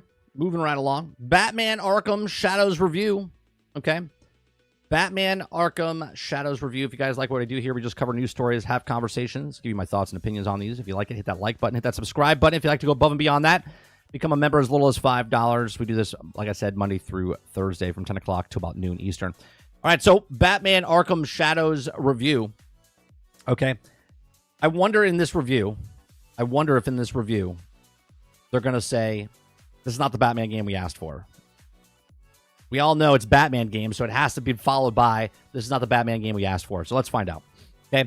2024 got off to a rough start with Arkhamverse fans. After waiting 8 years for a new game from Batman Arkham developer Rocksteady, fans were served Suicide Squad, Kill the Justice League, a live service continuation of the Arkham universe, and also panned by critics by immediately abandoned by players. With how disastrous Suicide Squad Justice League was, many saw the announcement virtual reality game Batman Arkham Shadows as a salt in the wound. While it may be traditional home console Batman Arkham game, I can confidently say that the franchise fans upset about Suicide Squad owe it to themselves to give Batman Arkham Shadows a go. Well, that's good. That's good. Okay.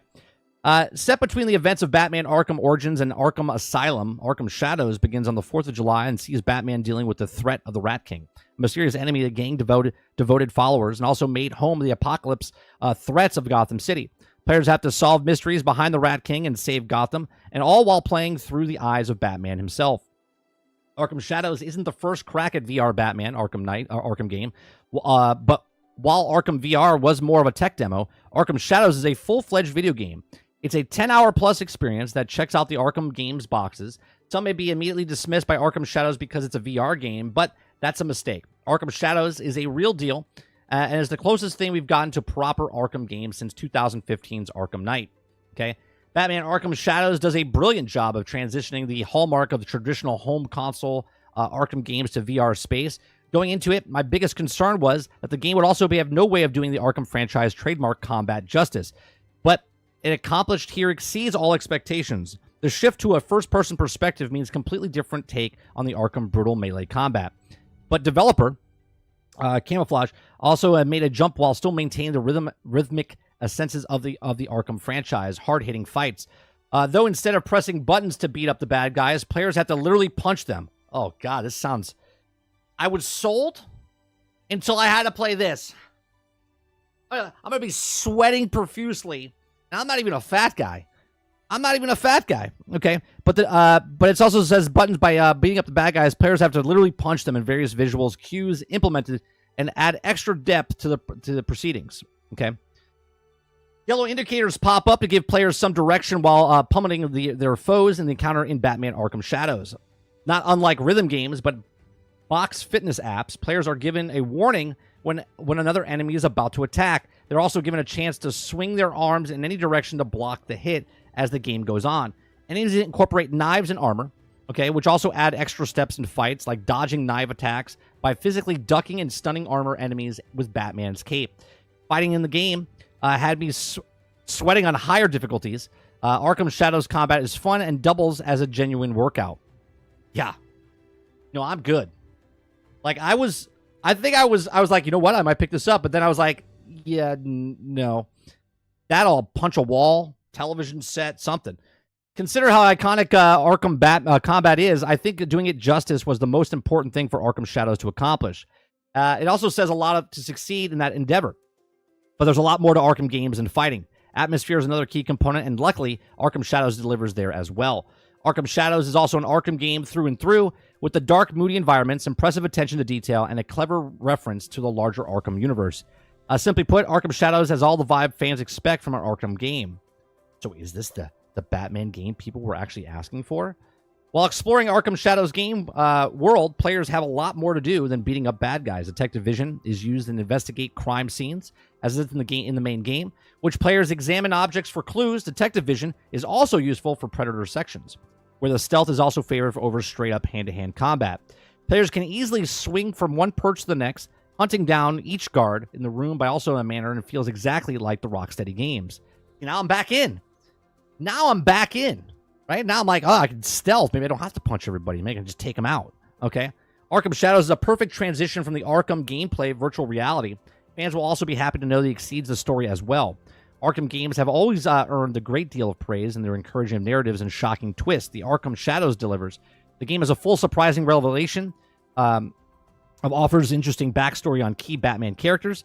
I don't want to go into detail because I think Arkham fans should really experience the story themselves. But rest assured that this is one of them that lives up to the other games in the franchise.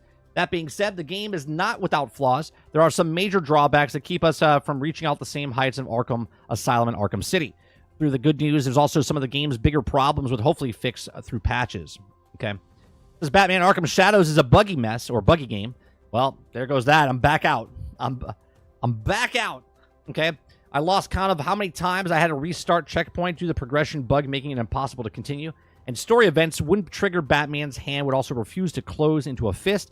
Doors wouldn't open, and all kinds of other issues popped up frequently during the playthrough. In a couple of special annoyed instances, Batman became stuck in walls.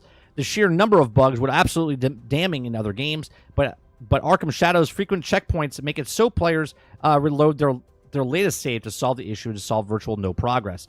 Okay, there are problems and still frustrating, but there are also more minor nuance thanks to how easily they are fixed. Arkham Shadow's bugs will also most certainly be fixed with the fixture of updates, with future updates. It's also at this point will become an even better game. One problem is that it won't be patched out, though. In the executive backtracking, the vast majority of Batman Arkham Shadow takes place in the Blackgate prison. A lot of the representative gameplay sections, repeatable real estate players have to walk through. One area has players essentially redo the same Predator takedowns multiple times, but with slightly more or better armed guards. At the start, it gets dull. There's also multiple lengths of story sections where players get stuck standing and listening to characters talk, which isn't boring because the writing performance are great, but can become tiresome for standing in VR game like this. I commend Arkham Shadows for offering players a full-length experience, but at the same time, I think it's pacing that will also benefit from trimming things down a bit. Along with the full-side story, Arkham Shadows also interesting side content to check out in the form of combat challenges, optional puzzles, and hidden collectibles. Like other Arkham games, Arkham Shadows awards players who stray off the beaten path and combine them with upgraded systems and continuously expand Batman's combat options, and Arkham Shadows is easily one of the deeper VR games I've played. Even still, some hardcore Arkham fans may remain unconvinced that the fact of Arkham Shadows is exclusive to the Quest 3 and Quest 3S. Well, I'm definitely out because I haven't met a Quest 2. Okay. This also may take even more skeptical, however, that think Arkham Shadows is definitely worth picking up on the Quest 3 or the 3S headset for hardcore fans of the franchise, as long as they also plan to checking out other VR apps of the games, of course. Batman Arkham Shadows is a legitimate great Arkham game, and one is mostly lives up to the high bar set by Rocksteady's trilogy. A few patches will go a long way in making Arkham Shadows even better, and also easy recommendation for the Quest 3 or the Quest 3 owners. So there you go. It just says 8 out of 10. Look, I think there's a lot of positives here. One, the positive is that this is a 10-hour game in a VR, and that might seem like a short game, but 10 hours, I stand like this for 3 hours a day, right? And I've been doing it for almost a year, and it feels good, right?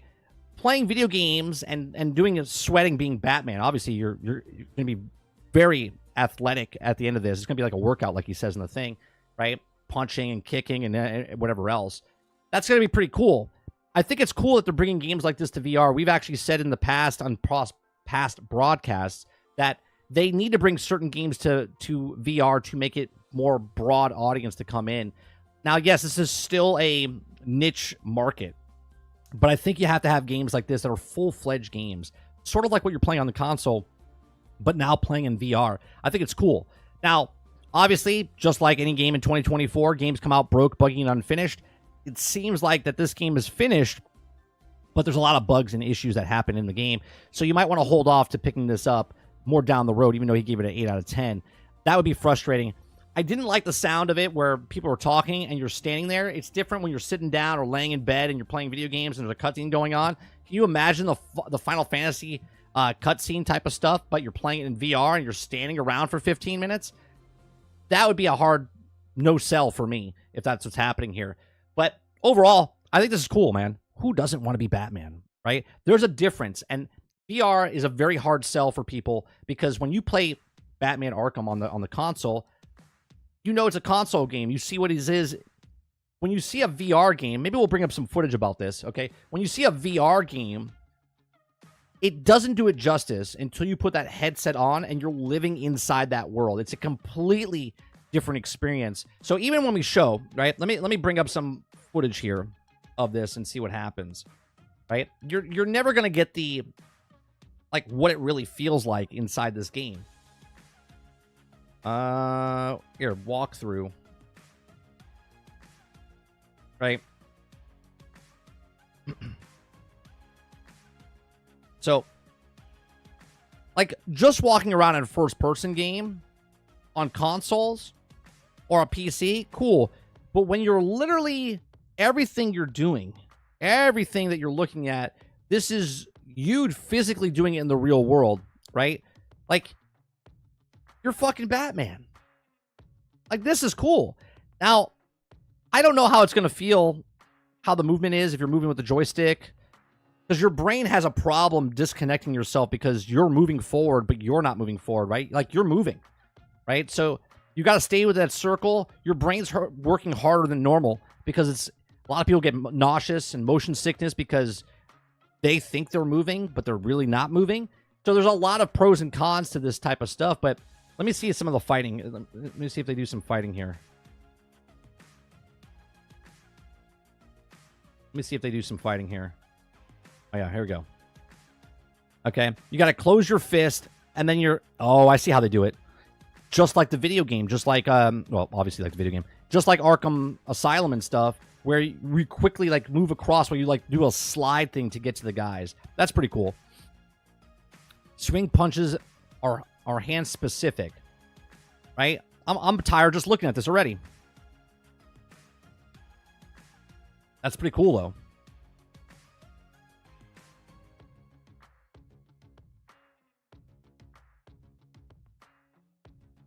Reach towards and attack counter. There you go. You're blocking with your hands. There was a spinning chair. Oh, that's right. We never showed that. We never showed, or did we show it? I forget if I wanted to show it. I talked about it, but I don't think oh, we did show it. We did show it.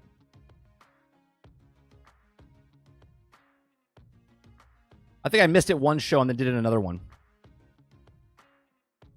I thought gaming exercise went out with the Wii. Yeah, if you don't want to work out in a video game, then this is probably not for you. But if you want to be Batman, I mean, do it up.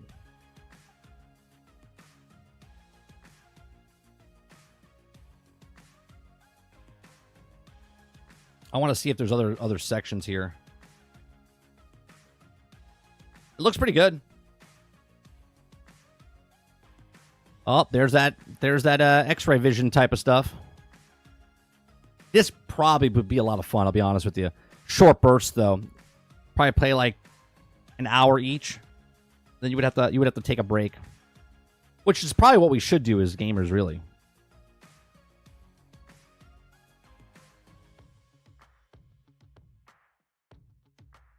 Predator Simulator. I want to see what happens like when you have to like choke somebody out. Right? Here we go. Grab a smoke bomb from your game. I play the Star Wars game. I still haven't finished it yet. It's so fun. Dude, you're fucking Batman. Video games are great, aren't they?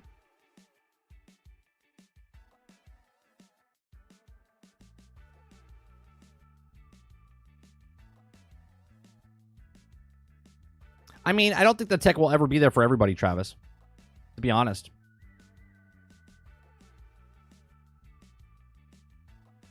Robert Jones says Beat Saber has entered the chat, but Beat Saber, you're standing still. right? You're standing in one spot doing like beats. You're not running around as Batman. Oh, see, that was cool. Wait a minute. So wait, you can... All right, hold on. Reach out with both hands and choke them. Bro. Hopefully my wife or kid don't walk in front of me as I'm doing this move. Because then I'll just grab them and be like...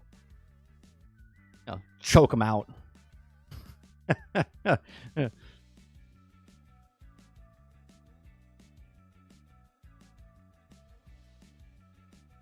So you could play it. You could play this whole game. That's right. I'm Batman.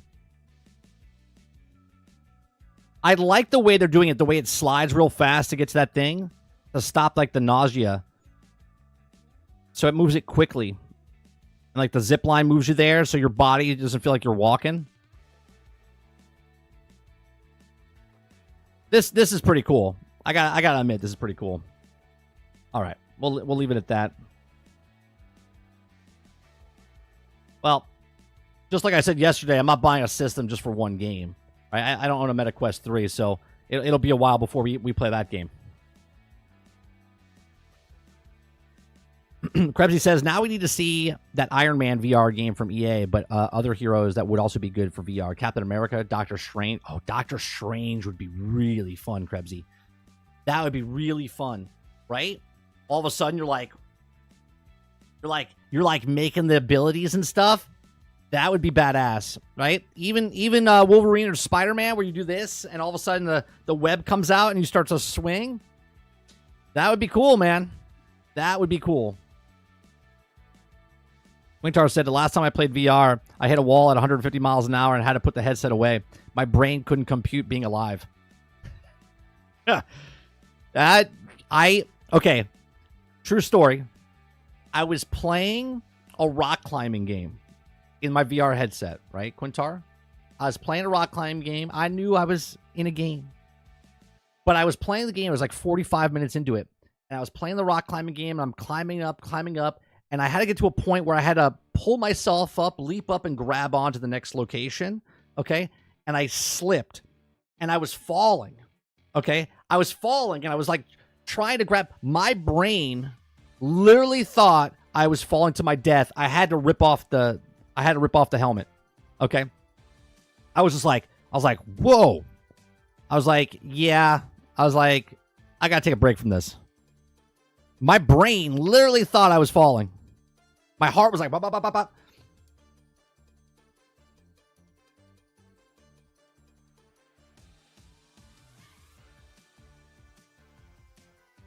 Argus says, I never played a VR game. The ones that interest me are the most are the ones with the guns after manually remove and reload the guns. The Star Wars game, Argus, if you're a Star Wars guy, the Star Wars game, you look at your belt and you have the grenades and stuff there, and you have the clip and you have the gun and you have to reload and stuff. It's great. It really is great. Dolphin says, I punched the wall with the Wii Sports. This is next level, though, Dolphin. My grandmother threw a controller at the television set, almost broke it, playing bowling. You gotta wear those straps.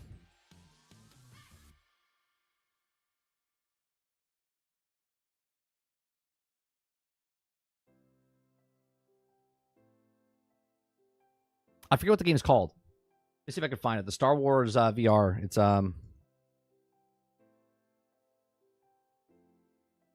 Tales of Galaxy's Edge. I think that's what it is.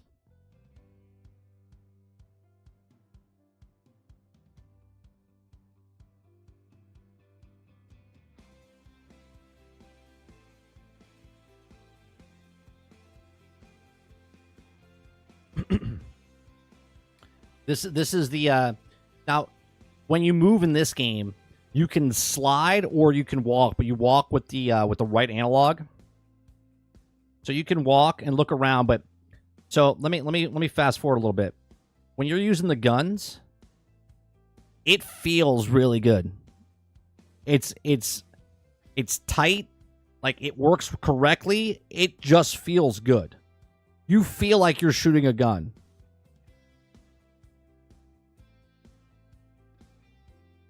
Right? Then when you use the lightsaber and stuff, it feels good.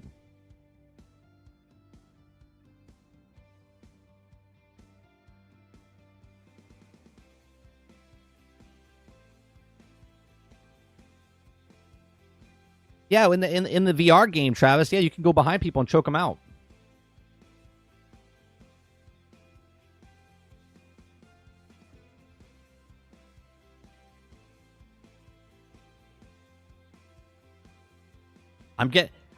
Watching this, my brain thinks I'm inside the game already because when I wear the headset. I have it on Meta. This is on MetaQuest 2, that one. The Vader one, I'm not sure if it's on 2 or 3.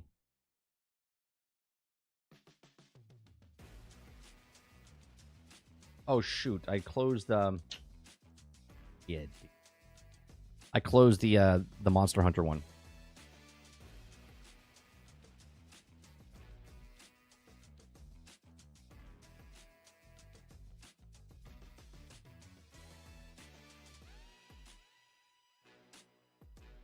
All right, it's 12 minutes. 12 minutes for this Monster Hunter one.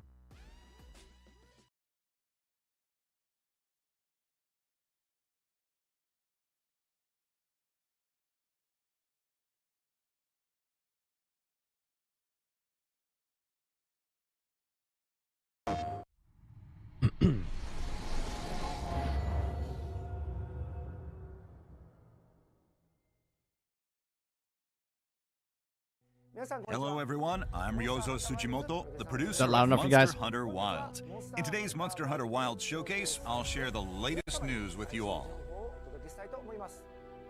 I hope you'll watch until the end, because we have exciting news regarding the PlayStation 5 version of the game. Without further ado, please enjoy this new trailer.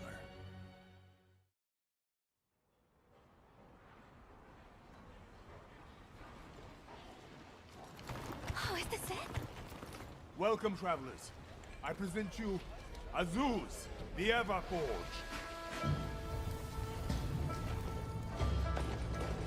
They're starting without us. See, this looks more like the Monster Hunter World type of.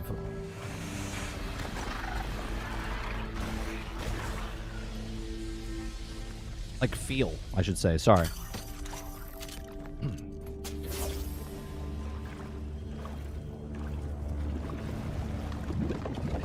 Because it's the world team? Well, there you go. See, I didn't know that. I didn't know that, and I can tell by just looking at it.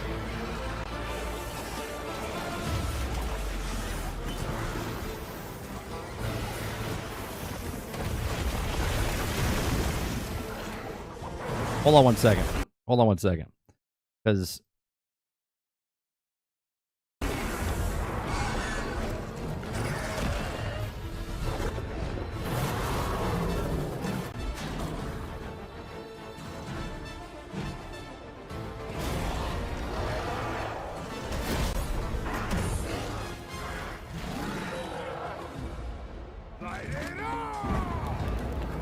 We beckon the fire spring with our own hands. Didn't they come out, though, Krebsy?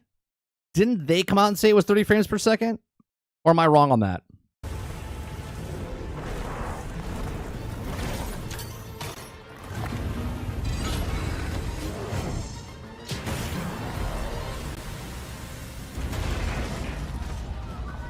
No! We never wanted this to happen! No stopping it now. Not once it starts flowing.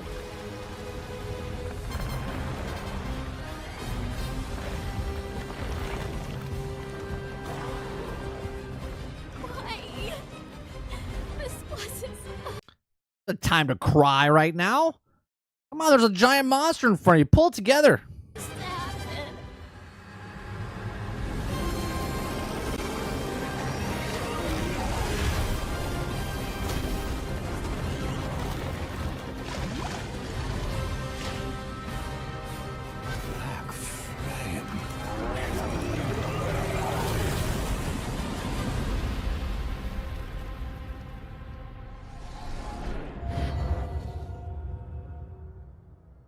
happen. Is that what they do, Travis?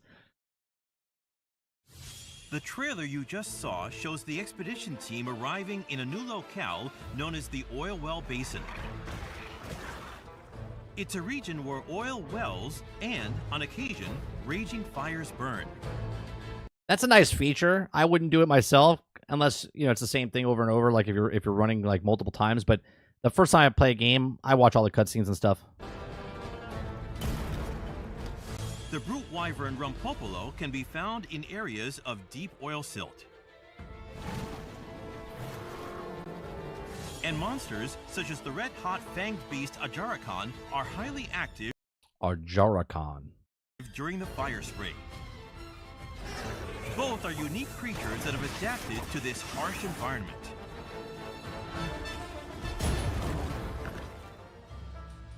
The village of Azuz formed around its large forge, and its people live as skilled craftsmen. Is that what you look like, Hilly? All right, well, now I got a mental picture for you now.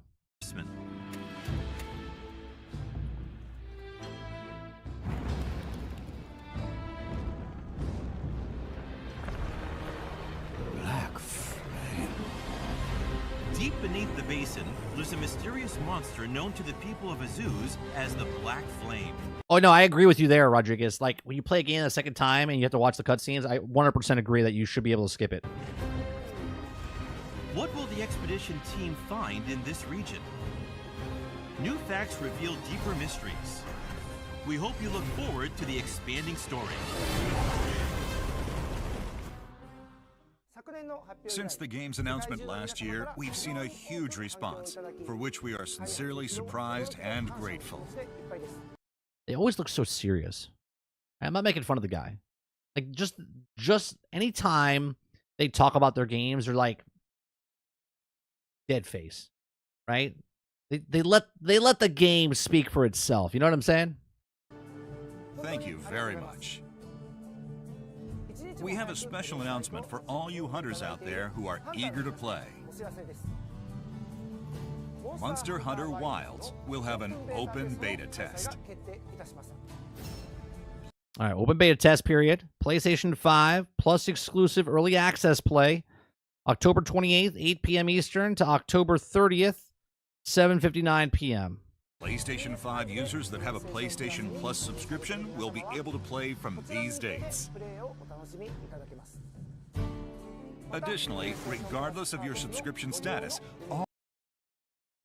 Okay. Also, on PlayStation Network account, October 31st at 8 p.m. or November 3rd at 6:59. Okay. all players will be able to play during the dates you see here. Please visit the official website for more details. Now, let's take a look at the content of the open beta test. The open beta test includes 3 parts: character creation, a story trial, and the Doshagama hunt. In character creation, you'll have full access to the same functions as the final product. Okay. It features more freedom with settings, like adjusting your physique. Sold already.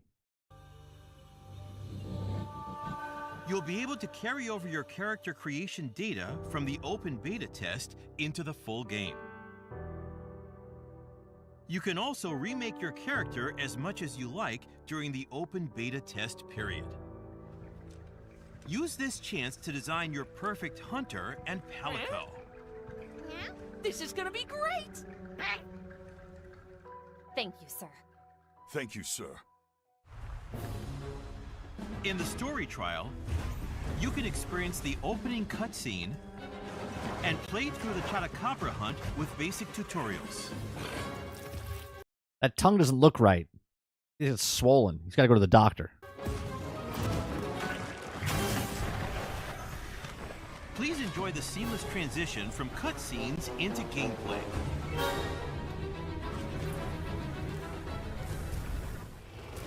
In the Doshagama hunt, the goal is to defeat the alpha of the Doshagama pack.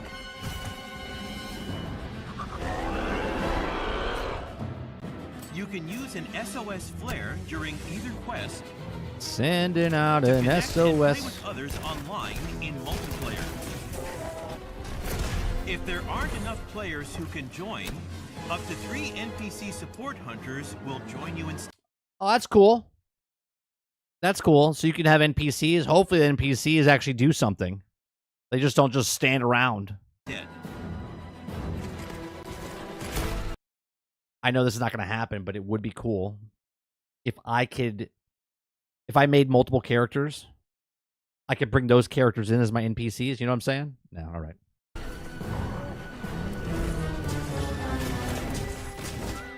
Sort of like what Marvel's Avengers did when it first came out. Like I had my Hulk and my Captain America and my Black Widow. They would all come into that, you know? But, you know. Talk to your handler, Alma, and use the quest counter to change the number of multiplayer participants and other settings. Even when with other hunters, your Palico will join in and support you and other support hunters on quests. Let me rewind that. Okay. To change the number of multiplayer participants in other settings, okay? Even when with other hunters, your Palico will join in and support you and other support hunters on quests. That's cool. So not only can you bring more people in, but your Palico can come in as well. In the open beta test, you can register friends across platforms. But please note that this registration will not transfer to the full version. Although the scope will be limited, we hope you enjoy the ecological expanse of the Windward Plains. Ecological expanse.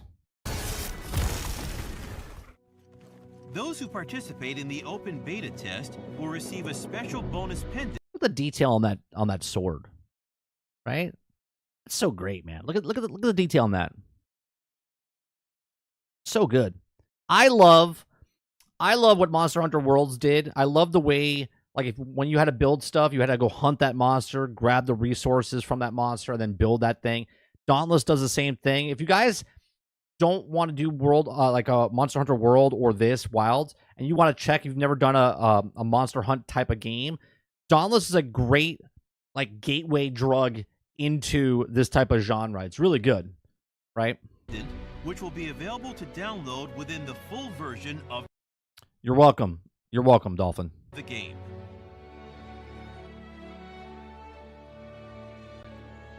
You can use it to decorate your weapon or sacred.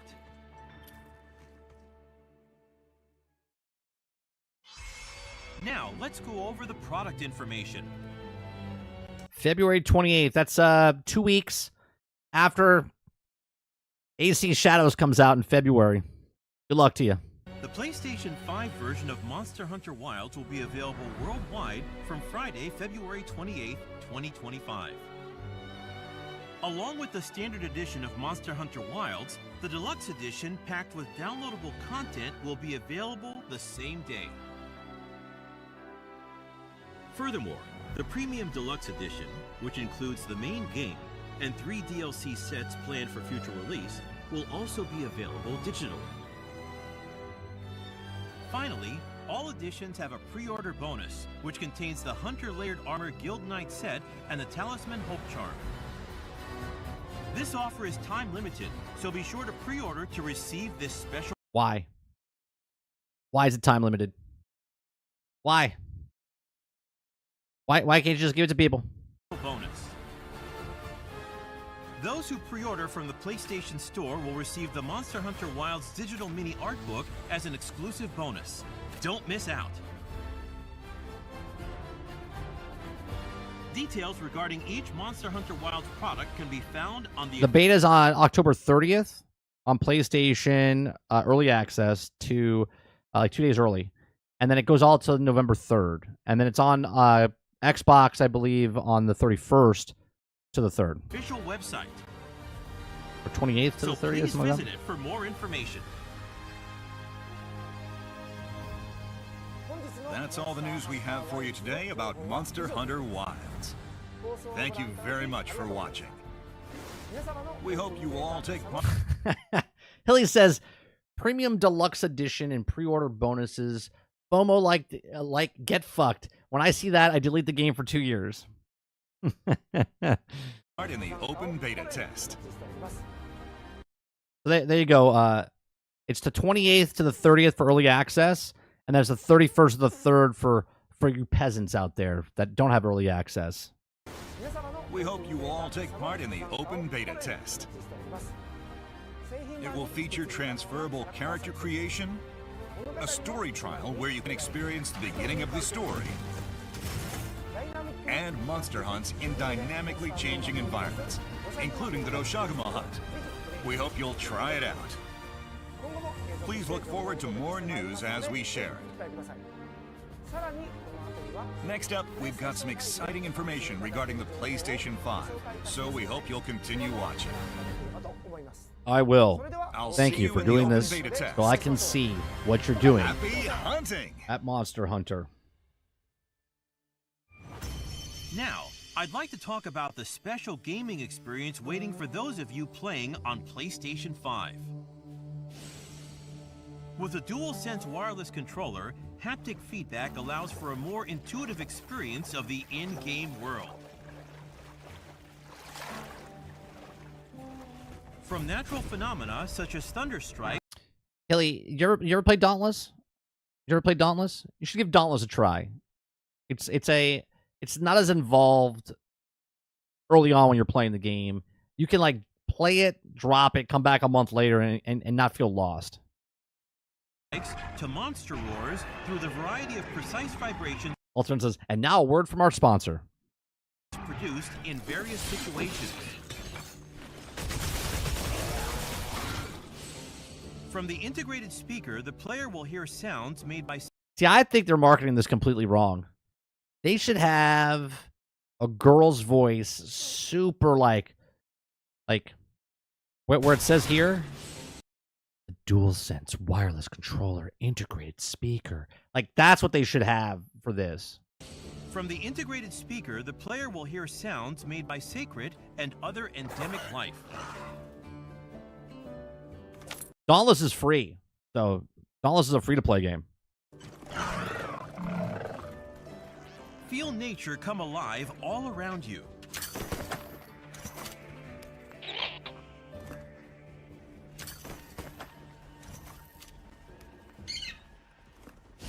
The game is also The Tempest 3D audio. compatible with Tempest 3D audio. Through cutting-edge acoustic technology, you'll feel the life surrounding you, like you are in that world yourself.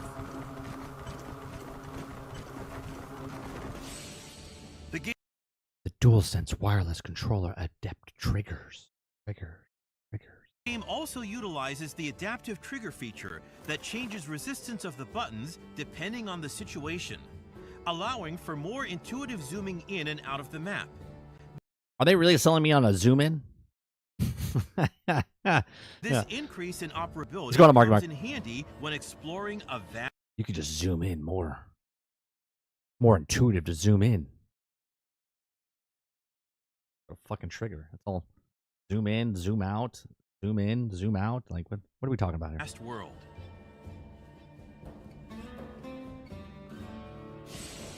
Motion sensors also allow for an even more intuitive camera, improving focus mode accessibility and long-range weapon aiming.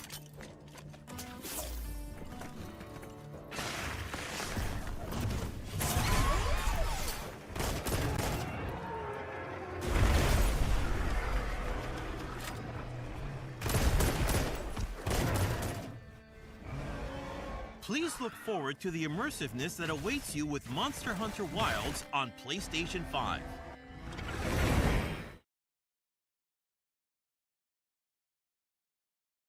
Is that it? What I love about this, okay, now Krebsy put it in the chat already about when it comes out for Xbox and whatnot, but in our Discord, in the general, they literally have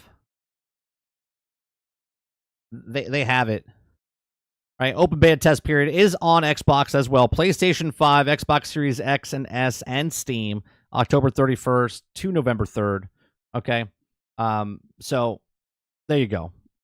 Okay, so don't fret. This PlayStation had the marketing rights or whatever for it.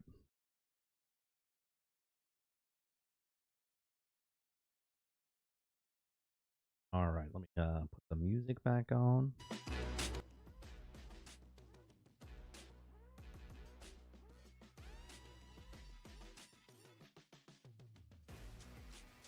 Yeah, Dauntless is a free-to-play game, Hilly, and it's just like Monster Hunter as far as the... What got me hooked on Monster Hunter is that you see a piece of gear that you want, you can earn that piece of gear, and you go farm that guy, and he drops, like... So, if I need, like, a tail, or I need a horn, or I need a tooth, or I need a front paw, like, you can focus in and hone in on what you need so you can go make the thing that you need. That's what I loved about Monster Hunter.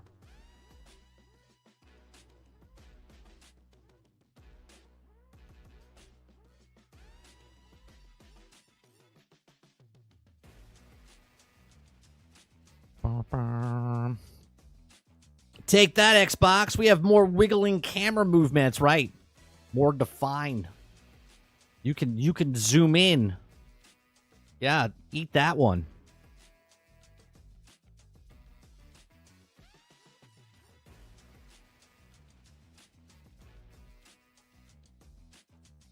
Yeah, target farming is very good. Not even target farming. It's targeted farming on a target, right? So, like, you need this piece, you go fight this boss, but then when you're fighting the boss, you can target farm what you need from that boss. That's what's cool. Yeah.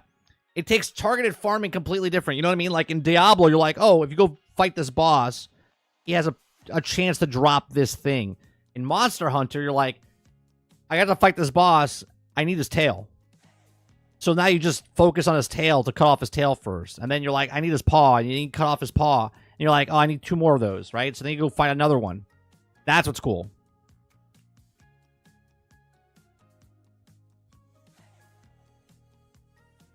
Oh, well, I'm not saying play today. You know what I mean?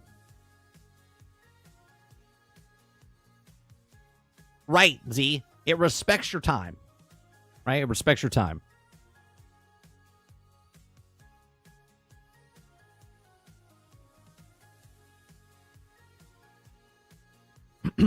Travis says, 30. Also wanted to know why Monster Hunter devs need respect when they told by overlords to add the ability to purchase parts. They flat out said, no, microtransactions will only be cosmetic.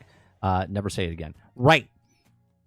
Well, I don't like the cosmetic part either, because here's what I believe. Right? And great. You can earn everything in the game. But if the cosmetic is better looking than the thing I can earn in the game, that's what I have a problem with, right? If the thing that looks better, like, because I'm hunting the things to make the gear, but now I'm going to have cosmetics that cover up my gear that I'm earning from the thing. I kind of like, I kind of not like that either. Right? I think the stuff in the game is badass.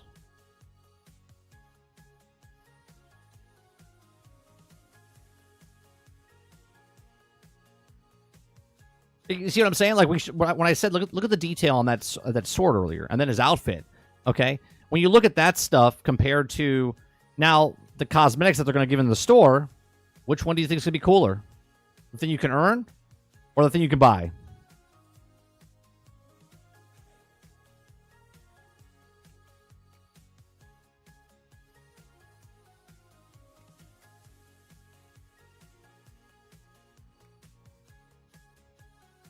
No, I get it, Eclipse. It still drives the fact that they're more motivated to make cooler things so you purchase it than the things that you can earn in the game. You see what I'm saying? If this was a world with no microtransactions, they would put really cool stuff in the game. But they don't put the real cool stuff in the game. They put real cool stuff behind microtransactions, and they put good stuff in the game. That's all. That's all I'm saying.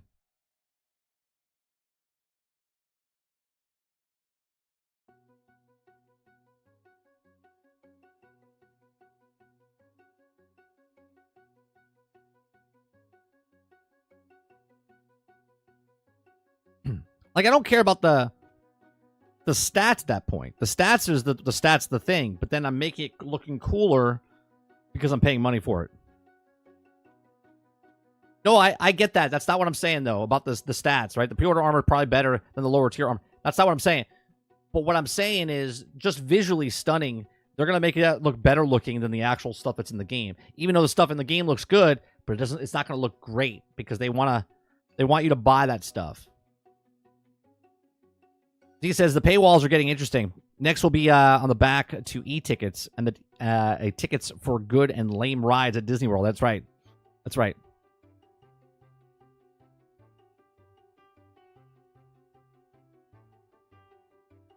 That's another reason, though, I don't like the pre-order bonuses and stuff like that.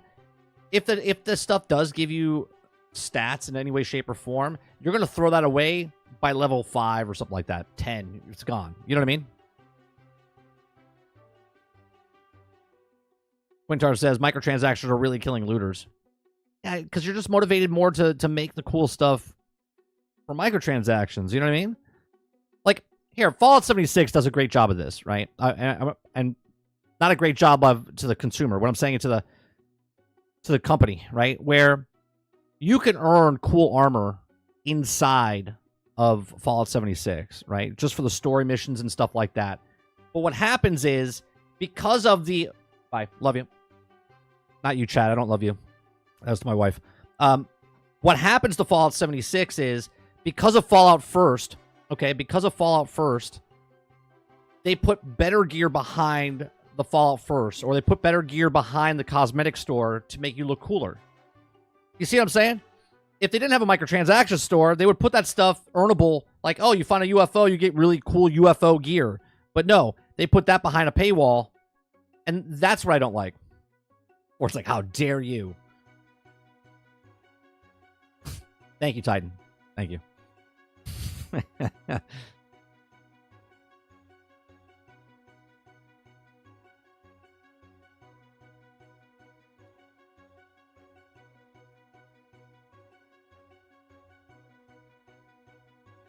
I mean, come on. We even know that even in the Marvel game, right?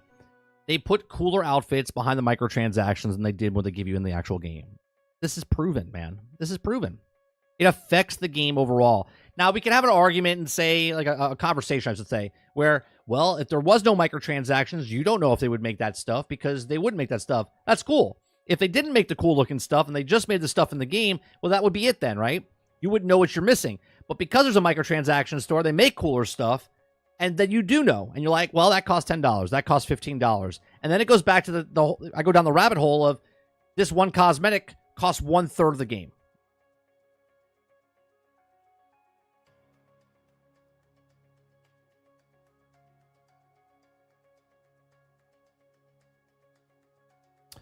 Altern says, if you start a statement saying Fallout 76 does a great job at, you know the game is doing something wrong.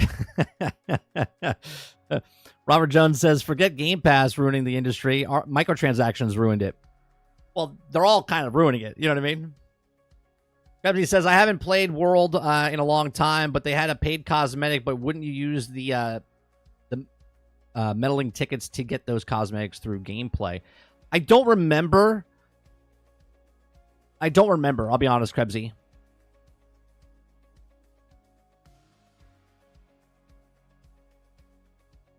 My mustache is tickling my nose. It's time to trim it. It's time to trim it. Travis says, gotta love the conspiracy people saying, well, Spider-Man 2 had no DLC is planned because it already been planned, and Game of the Year awards, like these nutcases, are next level. For what are you talking about? I mean, look, the Spider-Man thing was they had DLC for the original Spider-Man, right?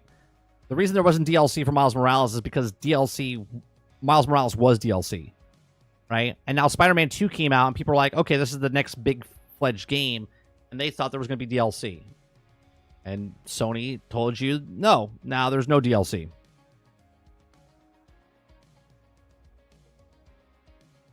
Hilly says, why does Monster Hunter have 498 different DLCs in Steam? Why not? Question is, Hilly, how come they don't have 500?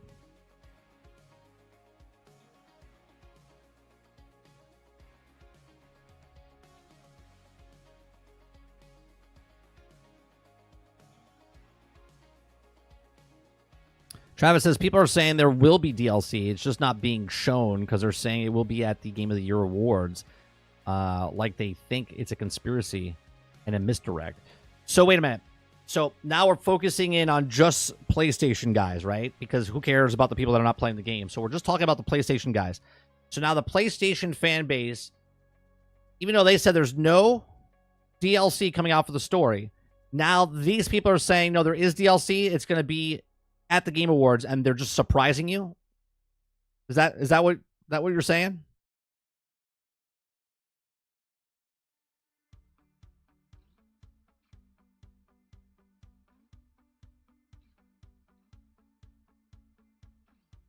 They unironically set up the Carnage Symbiote DLC in the story of Spider-Man 2, though. Did they set it up as DLC, or did they set it up as a standalone game, like the size of like a Miles Morales, but down the road?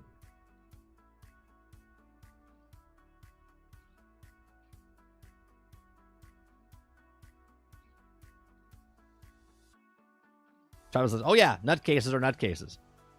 I love it though that people are like, oh, there's DLC. You watch, Keeley will come through. It's like, and then when it doesn't show up, they'll be like, no, they have another state of play in February. You watch, and then they'll move from February to April, and they'll be like, wait for the spring. The spring will show the game. Starfield's coming to PlayStation, and they have the DLC for Spider-Man.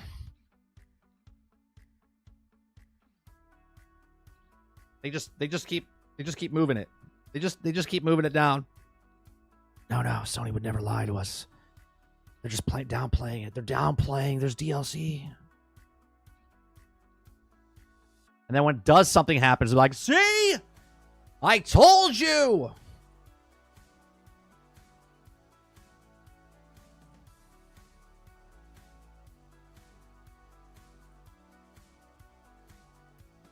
But the Carnage story was not complete, so either DLC or standalone game. I would assume the business model would be a standalone game. I would assume.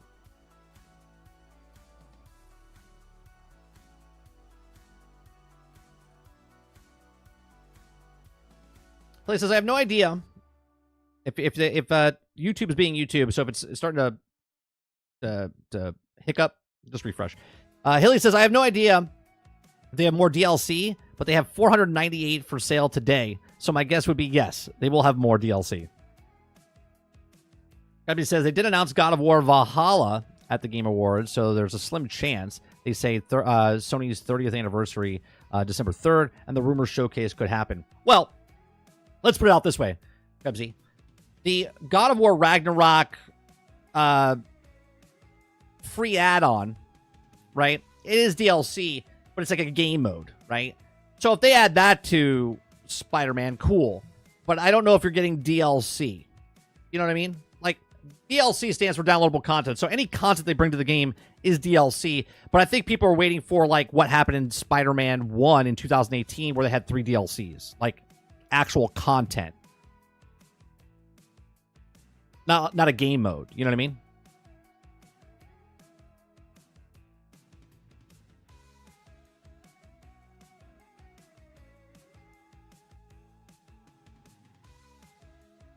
Altern says, I told you 3 years ago the DLC will be coming sometime in some place. People calling me crazy. Yeah. Eclipse says there's no DLC because they announced it on PC. They're not going to put out DLC and then it not be on PC. That's very true. Plans change. Maybe there was DLC.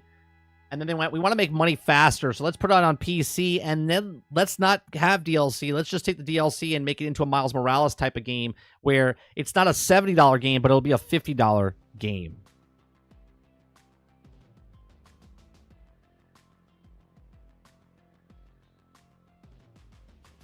At the end of the Carnage side quest, definitely made it seem like DLC was coming for it. Same with the Spider-Verse stuff. Sure, I didn't play the game myself, but what I'm saying is, they don't have to make a DLC. They can make it like Miles Morales. Miles Morales was supposed to be the 4th DLC for Spider-Man 2018. But instead, plans change, and they moved it over to sell the PlayStation 5 to kind of entice people to get it. And to entice them more, they said, we'll throw in Spider-Man 1 and Miles Morales for $70. That did twofold. They gave you more money, more value for your money, and to condition you for a $70 game.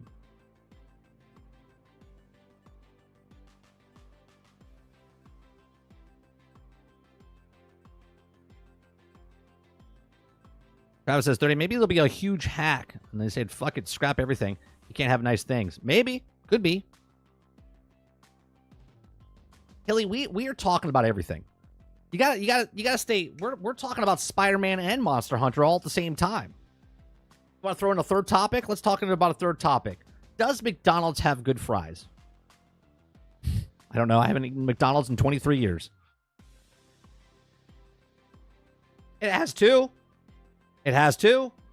It has two. My wife's saying it hasn't been 23 years. It has been 23 years. I can tell you the last time I had McDonald's and where I had McDonald's.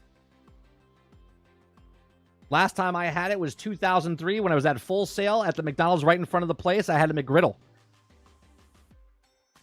Nope. Never. Never. I had that pancake injected with syrup with the sausage and the egg, and I got sick and I stopped. Yep. Haven't had it since 2003.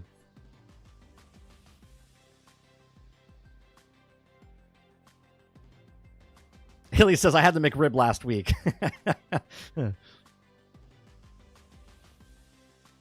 Ain't she supposed to be at work? Yeah. It's called lunch. Called lunch.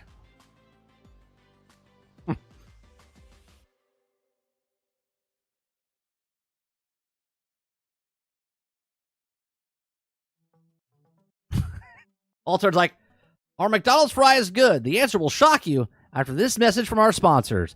PlayStation 5 has better zoom on their controller for Monster Hunter Wilds.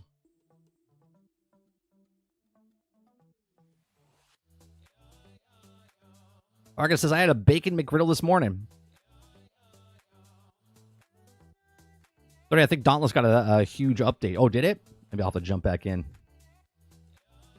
Everybody says, speaking of McDonald's, there's a quarter pounders have gotten like 70 people sick with some dead due to E. coli. Nice. Nice. Eat up. Eat up. We actually have a McDonald's here. I don't know if they still do it. It's off of International Drive, off of Sand Lake Road, real tourist area.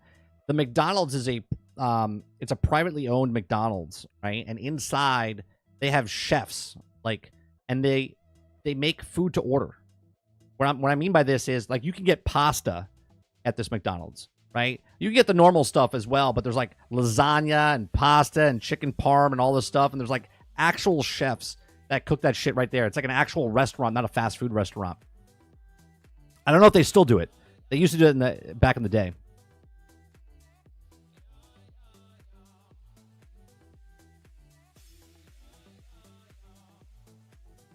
No, there's two.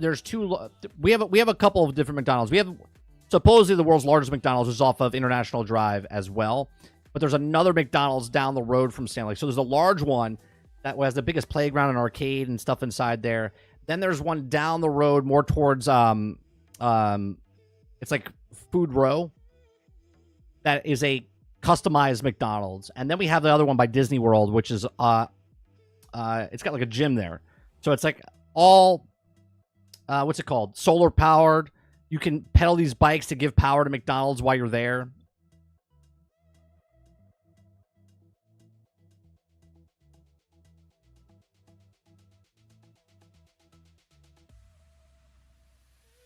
So it's a Mr. Fancy Pants McDonald's. Yeah. Yeah.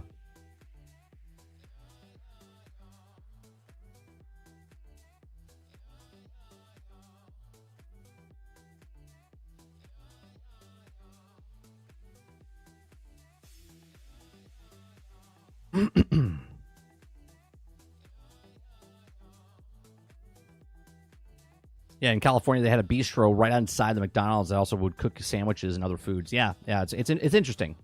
But then again, I haven't been there, like I said, 23 years.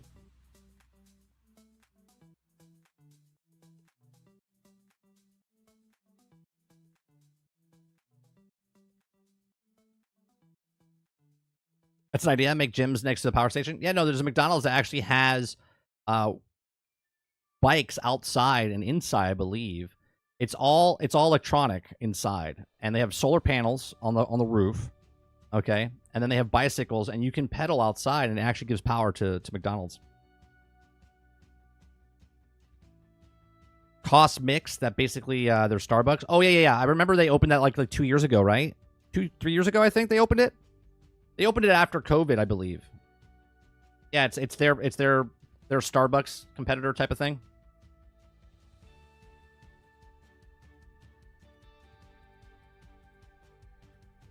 Dolphin says, "Damn, your wife day 2 of calling you out. What do you mean day 2? I've been married to her fucking 13 years. We've been together for 23 years. She calls me out every single day. What do you mean day 2? You gotta put day 2 on stream."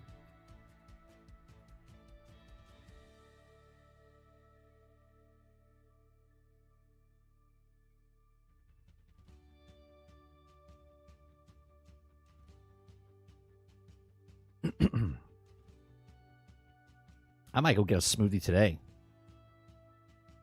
They have this 7-Eleven opening up down the street from us, a brand new gas station.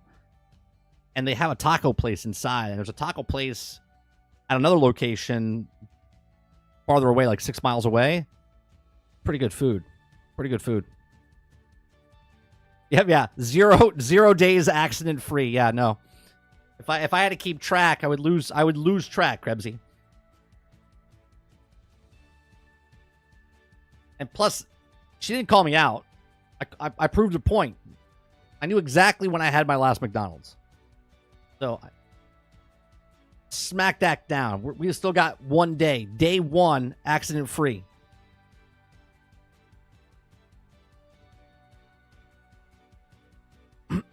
Travis says, 30, I hate you, by the way, since you mentioned it.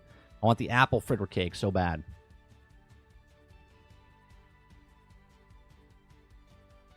Yeah, yesterday she said the article was wrong. But she was wrong as well, because when I pointed out to her about the article, she didn't know that it was a range of prices only for the people that were staying in the hotel. You got to keep up, Magic. You got to keep up. The women are gonna point stuff out that you're doing wrong, but then you just got to show them facts. You got to show them facts. It's okay, right? So she could come in and go, "Hey, you're wrong," and I'll be like, "No, actually, I'm not."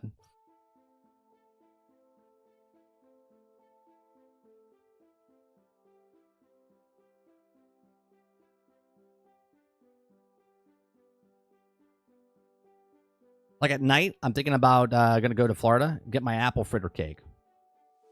There's an apple fritter cake at this place called DG Donuts. Go get it. Facts are kryptonite to women. That's great, Sarge. Facts are kryptonite to women.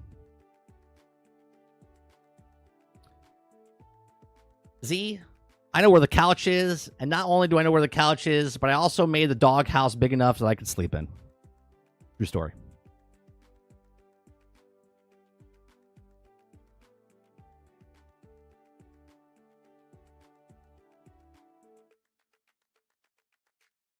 You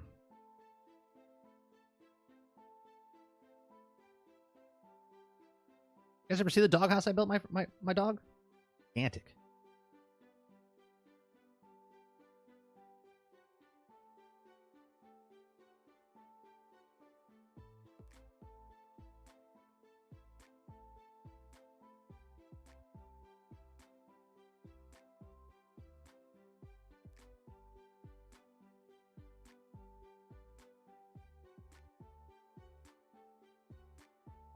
Oh, it'd just be easier if I just email stuff. Right, you could be right, but it cost you the doghouse. Hence why I built a bigger doghouse.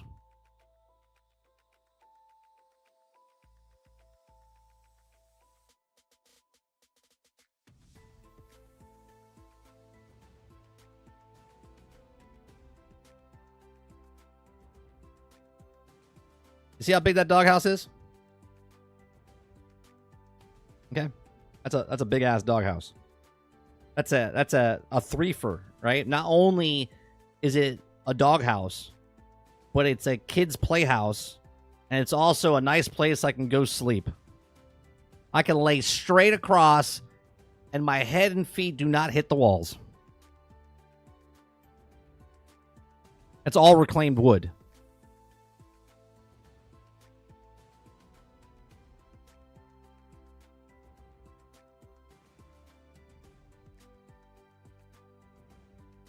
I built that entire house out of reclaimed wood. Here.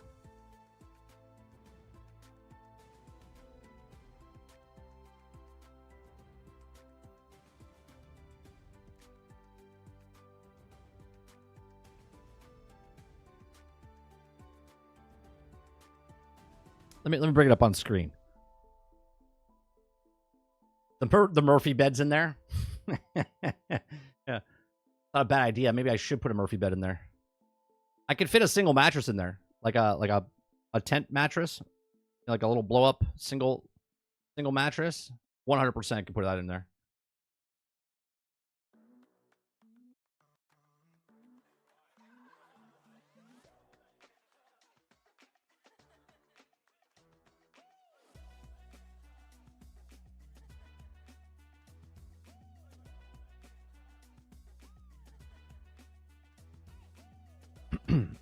Email's slow today. What's happening here?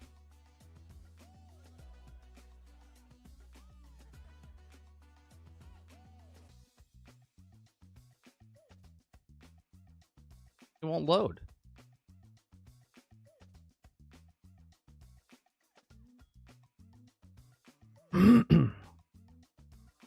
Travis says 30. Man, it's crazy to see how insiders say it. The company men say it. The publishers go, modern gaming is good. It's like, how many times are we going to do this? Lesson, old man. CD Projekt Red is bringing playtesting to the U.S., but you need to live or move to Boston. That thing is, someone will move for this. You think so? You think they'll move for that? Oh, it didn't send because I didn't finish sending it. Duh. See what happened with that video yesterday, Krebsy? It literally made me fucking retarded. I forgot to finish sending the email.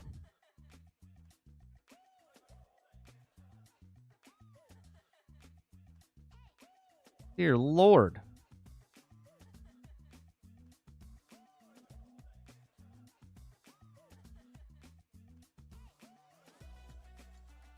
Internet company came out and gave me a new modem. My last one's over 7 years old. I just replaced ours a couple months ago. 2 months ago? A month ago?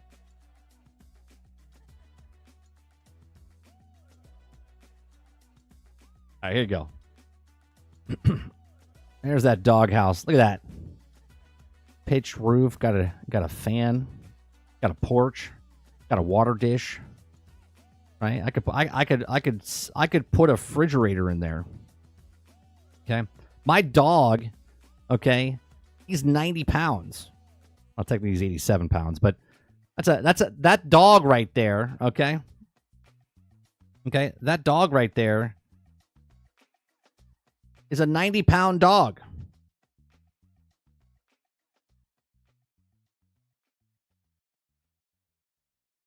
Okay? You know what his favorite spot is? You know what his favorite spot is in this house? Let me show you. Let me show you what his favorite spot of the house is. Oh wait, I can't. Yeah, there it is. It's right here. See that hole that he's digging out right there? That's his favorite spot. yeah. Fucking digging a hole.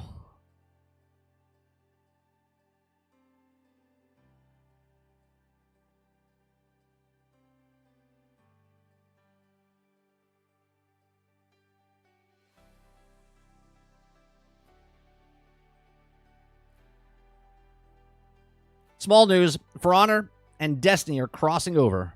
Banks and Saint 14 are going to be in For Honor, but I don't think anything is that else happening with Destiny. Or is happening with Destiny.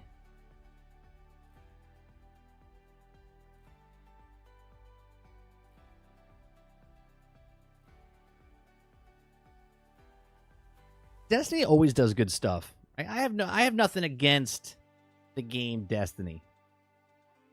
There's another circumstance where I don't like Bungie. It's not a dog, it's a bear. It's funny you say that. I just saw a video the other day. Same type of dog as ours. Well, actually, no, I think it was a husky. One of the dogs escaped, not anywhere near me. It was on the internet.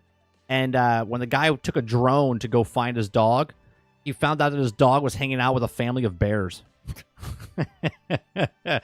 He was just chilling. He's just chilling with bears. They're all walking through the forest, and he's just chilling with them.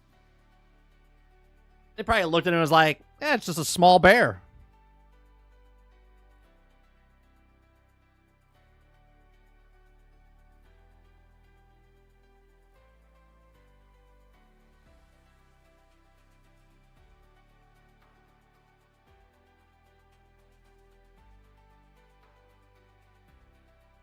I am not going to see it. I haven't even seen the Venom movies, Travis. I'm just going to wait for them all to be done and then watch them all. Binge watch them.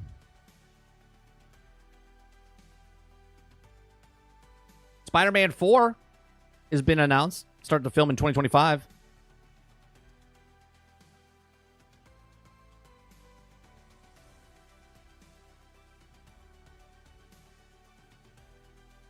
Robert Jones says, fun fact, my kid moos at dogs because she thinks they're cows.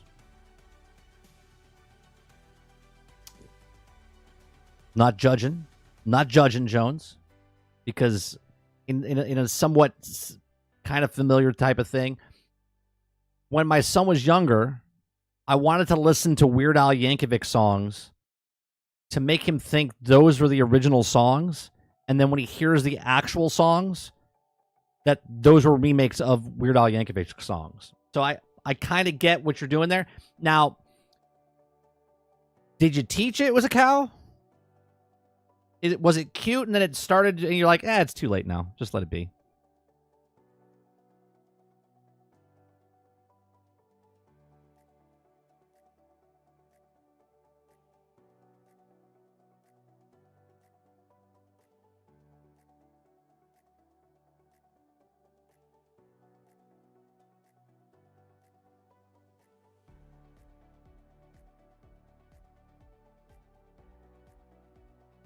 Is this it right here? 27 minutes ago. All right, hold on.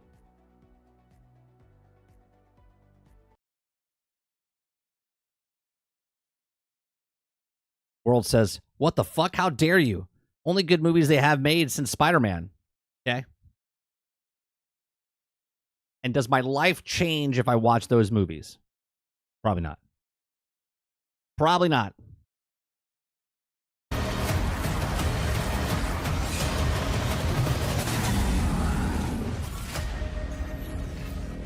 Where am I?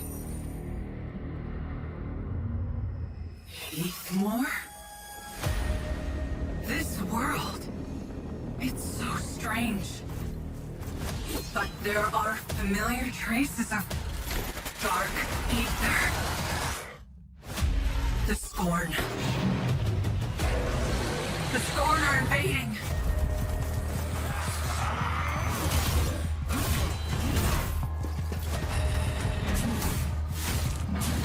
I must find help. Hero, you have been chosen. Don't be alarmed as your transformation begins. Your armor will be highly advanced. Your weapon cutting edge. Darkness is spreading. Now rise, Guardian, and fight for the light.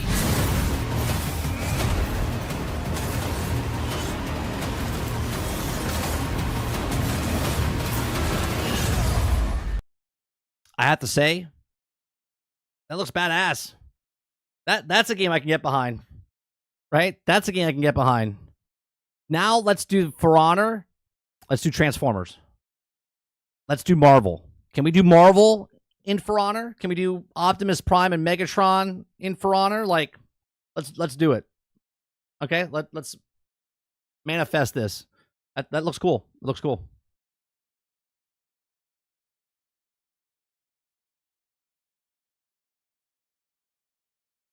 Krebsy says, new info, 82% of PlayStation 5s are disc edition. Like the actual physical PlayStations are disc editions? Is that what you're saying? Or people that buy discs? Because we know people on PlayStation don't buy games. So they bought a disc edition of PlayStation, 82% of the 60 million people, and yet Final Fantasy only sold 3.2 million copies, and another game only sold 1 million copies. I'm confused by that stat.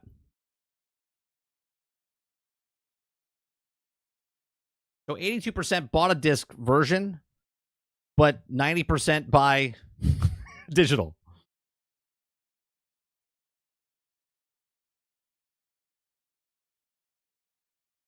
I would go try For Honor and play the character, but it's just a skin, right? It's just a skin.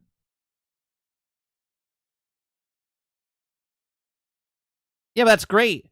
Disc editions of PlayStation make up a majority of the console sales in the United States. Great. In other news, more people buy digital games than physical. So that means majority of the people that own a copy of a console that has a disc drive buy digital as well. So there's that.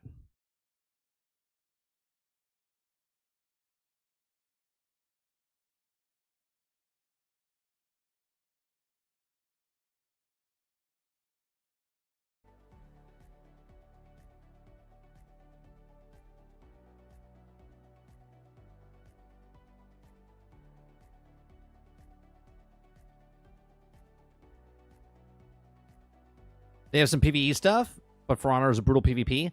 Do they have PvE? I liked it when I have a clip of me decapitating somebody. I was like, oh my god, it's so good. I was like, oh, it's so brutal. I liked For Honor, but then they kind of ruined it and they kind of built it back up slowly. There you go. There's one of the people in the 82%. Argus, I own a disc PlayStation 5 and only buy digital. Not a single physical game. There you go.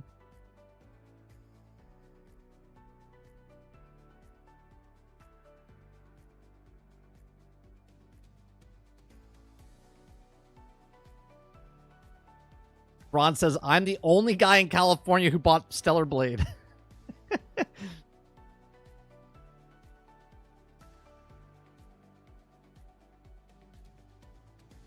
Hey, Worlds, I watched, when I was on vacation this summer, I watched the Flash movie, and I didn't think it was a piece of shit.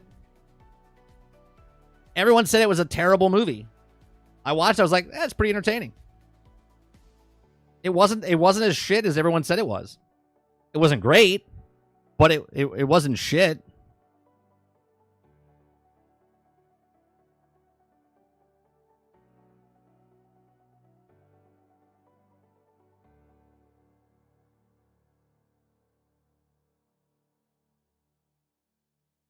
Yeah, it wasn't that bad. It wasn't that bad. I'm all over the place. I buy physical. I buy digital. It all depends what it is. This generation, I have more digital than physical. That's for sure.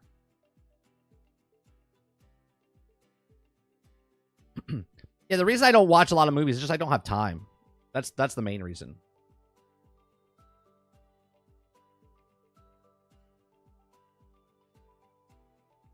Yeah, I thought Supergirl was actually pretty good, Jones. Leading up to it, right? People were talking about, but I actually liked the way what they did with the character in the movie, right? And I didn't think Ezra Miller, right? That's his name, the actor Ezra Miller. I didn't think he did a bad job. I thought he did actually a pretty good job as the Flash in the movie.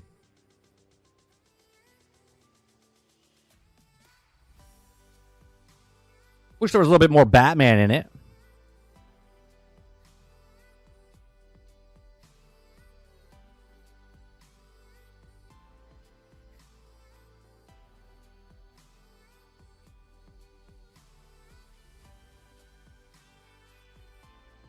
I'll take Flash over Obi-Wan any and every day.